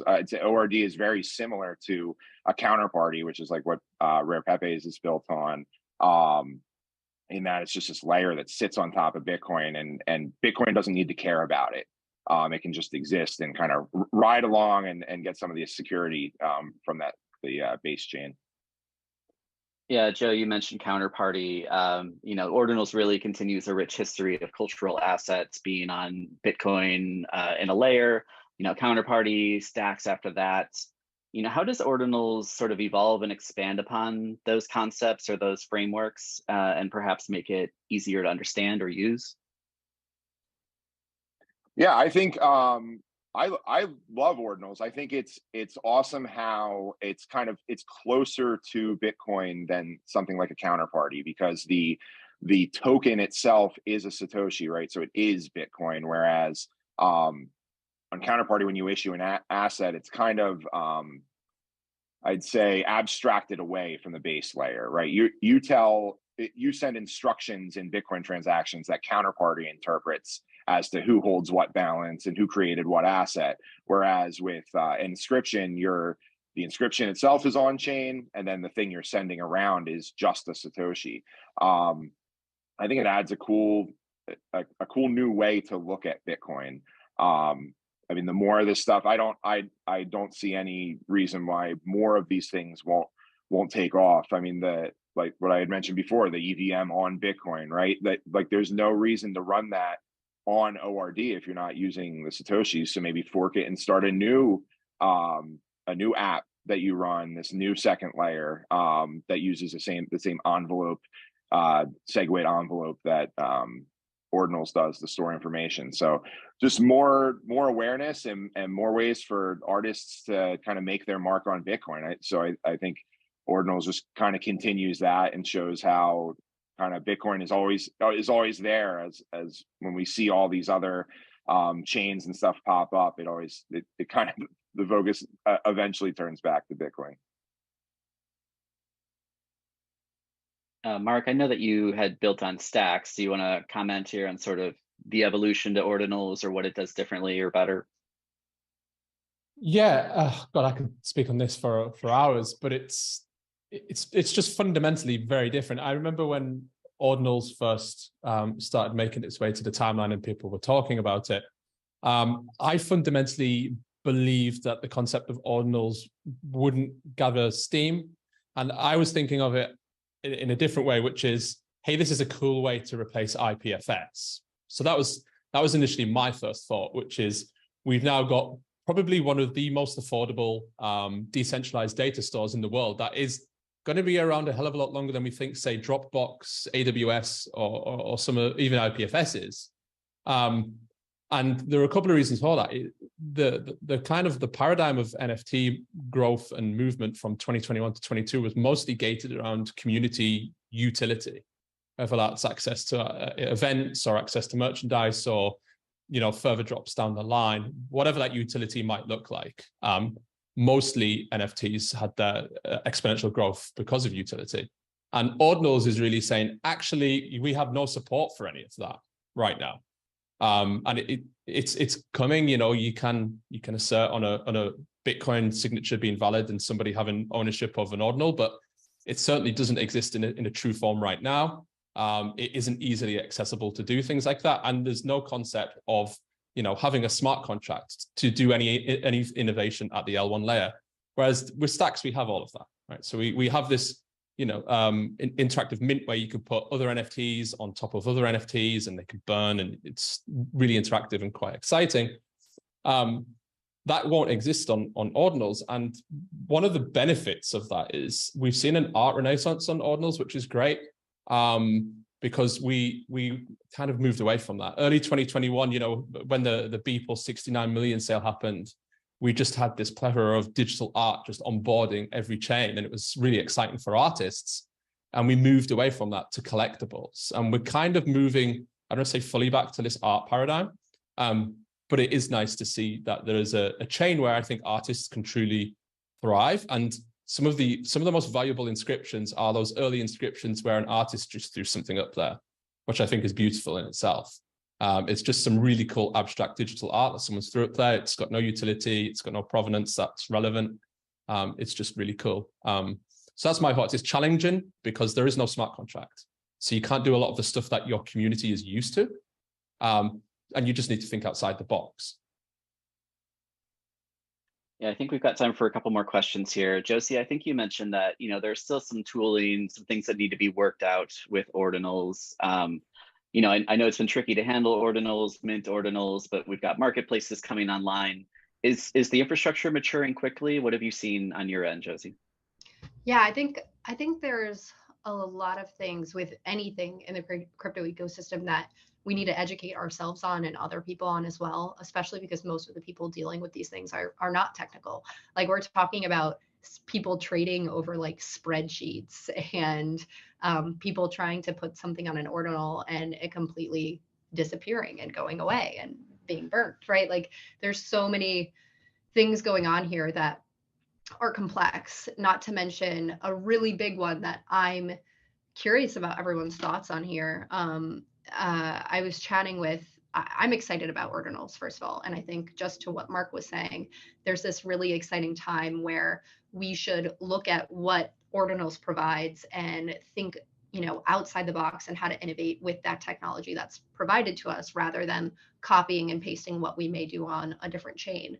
But something that I'm really curious and a little bit worried about is the whole idea that Bitcoin wasn't made for this. And it's possible that Bitcoin developers could aggressively prune the data that people are storing on these ordinals and prune it off of Bitcoin. That's from, I'm not technical, so forgive me if I'm saying anything wrong there, but I've understood that it's stored as witness data in an area that is prunable.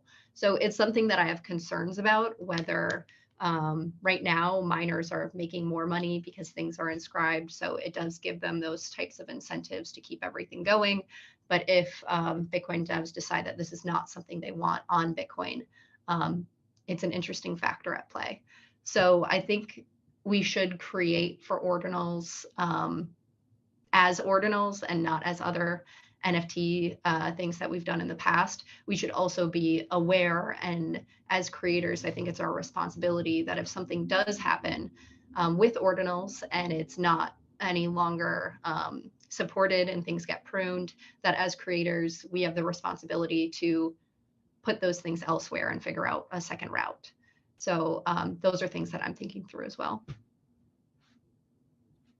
Yeah, I think you made a good point. Like it's up to the artists and the collectors, not just the artists, but to kind of store this data. I think the risk of losing SegWit data to like a lot of nodes pruning it is probably, I mean, unless they have a specific reason to, unless people start inscribing like things that might get you in trouble if you had it on your computer. And then now all of a sudden you've got a reason to prune that data. There's also kind of a response to ordinals with stamps. I don't know if anyone's seen that, but it's basically using counterparty to write data into UTXOs. So it's in a different kind of stored in a different spot in your node, and you can't prune that. You need those so that your node can validate double spend against double spends. So I think it comes down to asking people to store data, to store your data that maybe don't want to, and relying on that. I mean, that's the same problem that stuff that you don't pin on IPFS, right? And then someone's running a server and then it's gone and nobody's, the potential for it to come back is there, but it's not there unless you kind of take the initiative and do it yourself. So yeah, I would say Ordinals does a little bit of the kind of game where it's it exists forever because it's on chain, where at the end of the day, I mean, we don't know what things are going to look like 5, 10, 15, 20 years from now. So it's really on artists and collectors to kind of maintain anything that's not the token, anything that's associated with it.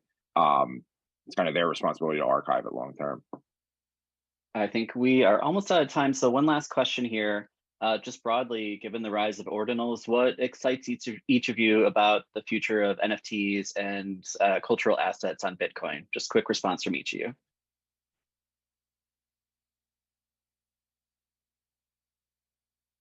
I'd say I think it's here to stay. I think we're seeing more innovation, not less. So I don't think it's going away. No fear of everything disappearing tomorrow. Yeah, I'll jump in. I'm extremely excited to see this coming back up. Obviously, as Joe was saying in the beginning, Bitcoin is where all of this started. So to see people innovating and getting excited about, art on Bitcoin is pretty exciting. I think, blockchains sell block space, and there's finally a reason for degens to buy the Bitcoin block space. So let's keep it up. All right, I think that'll do it for us. Joe, Josie, Mark, thank you so much for joining me today. This is great. Thank you. So much.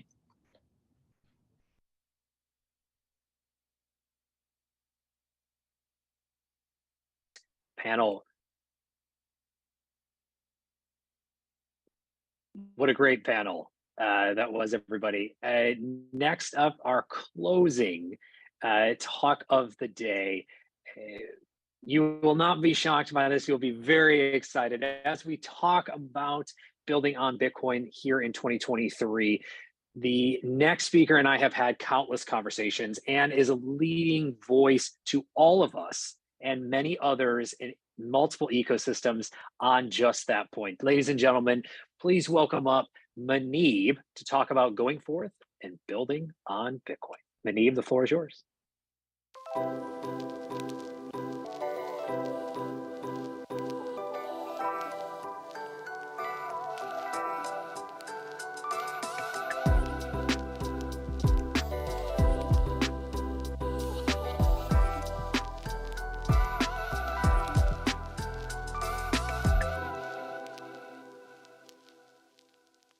Hey everyone, excited to be here.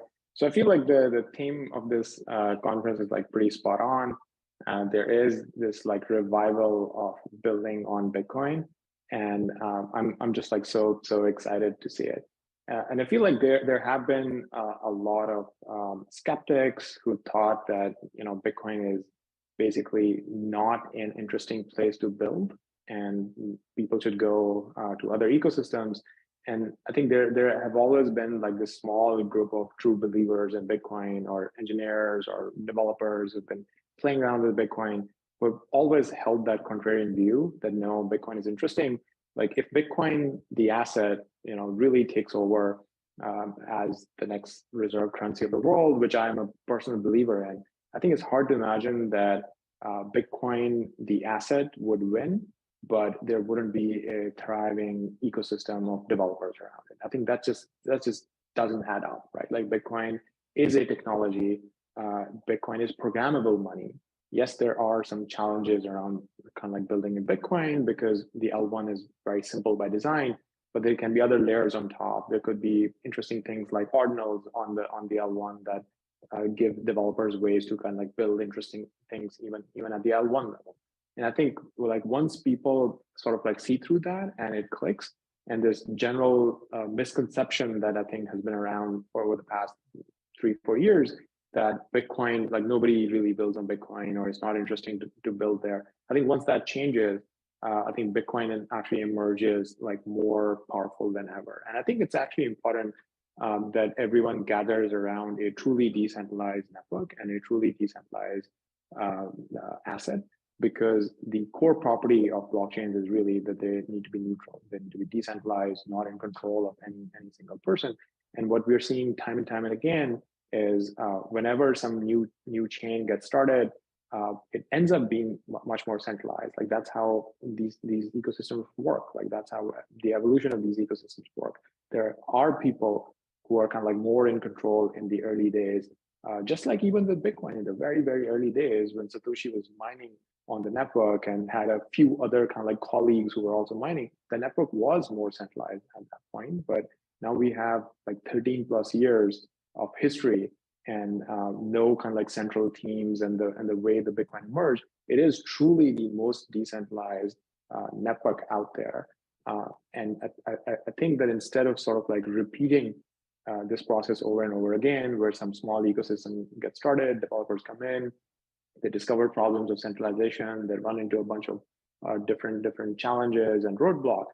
I do think that if people start accepting Bitcoin as the base layer and start building things directly for Bitcoin on Bitcoin, like that can actually help accelerate the adoption of this technology. Like I truly believe that the way this industry reaches 1 billion people, I think Bitcoin is going to be the asset that hits that mark first. Like we do want to get BTC in the hands of 1 billion plus people. And I think that next wave of users who come in, we can just make it so much easier, so much more fun, so much faster if there are tons and tons of applications built on Bitcoin. Like imagine people who are discovering Bitcoin because of Taproot wizards or other NFTs on Ordinal. They are discovering Bitcoin. They have to use Bitcoin to actually purchase these things. They have to create wallets. They have to understand these concepts. They have to figure out self-custody. And similarly with L2s, because Bitcoin is going to scale in layers, if it's Lightning, if it's RSK, it's Stacks, whatever L2 it is, I think if people end up using BTC, the asset on it, they have to be educated on what Bitcoin is. They have to figure out their wallets. They have to figure out what applications they're using. So I think all of that is good for Bitcoin. And just putting that simple message out there that all these developments and building on Bitcoin is actually really good for Bitcoin. And having a culture that embraces developers. I think over the past few years, one of the challenges has also been like that there wasn't a very friendly culture to developers and entrepreneurs and so on. And I think that is changing very, very rapidly, but we want to double down on that. We want to make sure that we sustain that culture, we nourish it, we attract even more developers. So I think conferences like these help a lot. Some of you might already be familiar with the Bitcoin Builders Conference, like in person during the Miami Bitcoin Week. I think that sorts of events help a lot more as well. Like it's hard to replace the in-person connection and the hallway conversations that happen at events like that. So I'll be there. Really excited to see this event come together. I'll just keep it short. I'll just say there's something really special with Bitcoin, and especially with this year, with the revival of Bitcoin builders culture. This is kind of like our time to make a mark in the history of Bitcoin. I think if we help nourish this culture, we keep attracting developers, builders, and we all kind of like help grow Bitcoin. Like that is something that is truly special. Thank you. Thank you so much.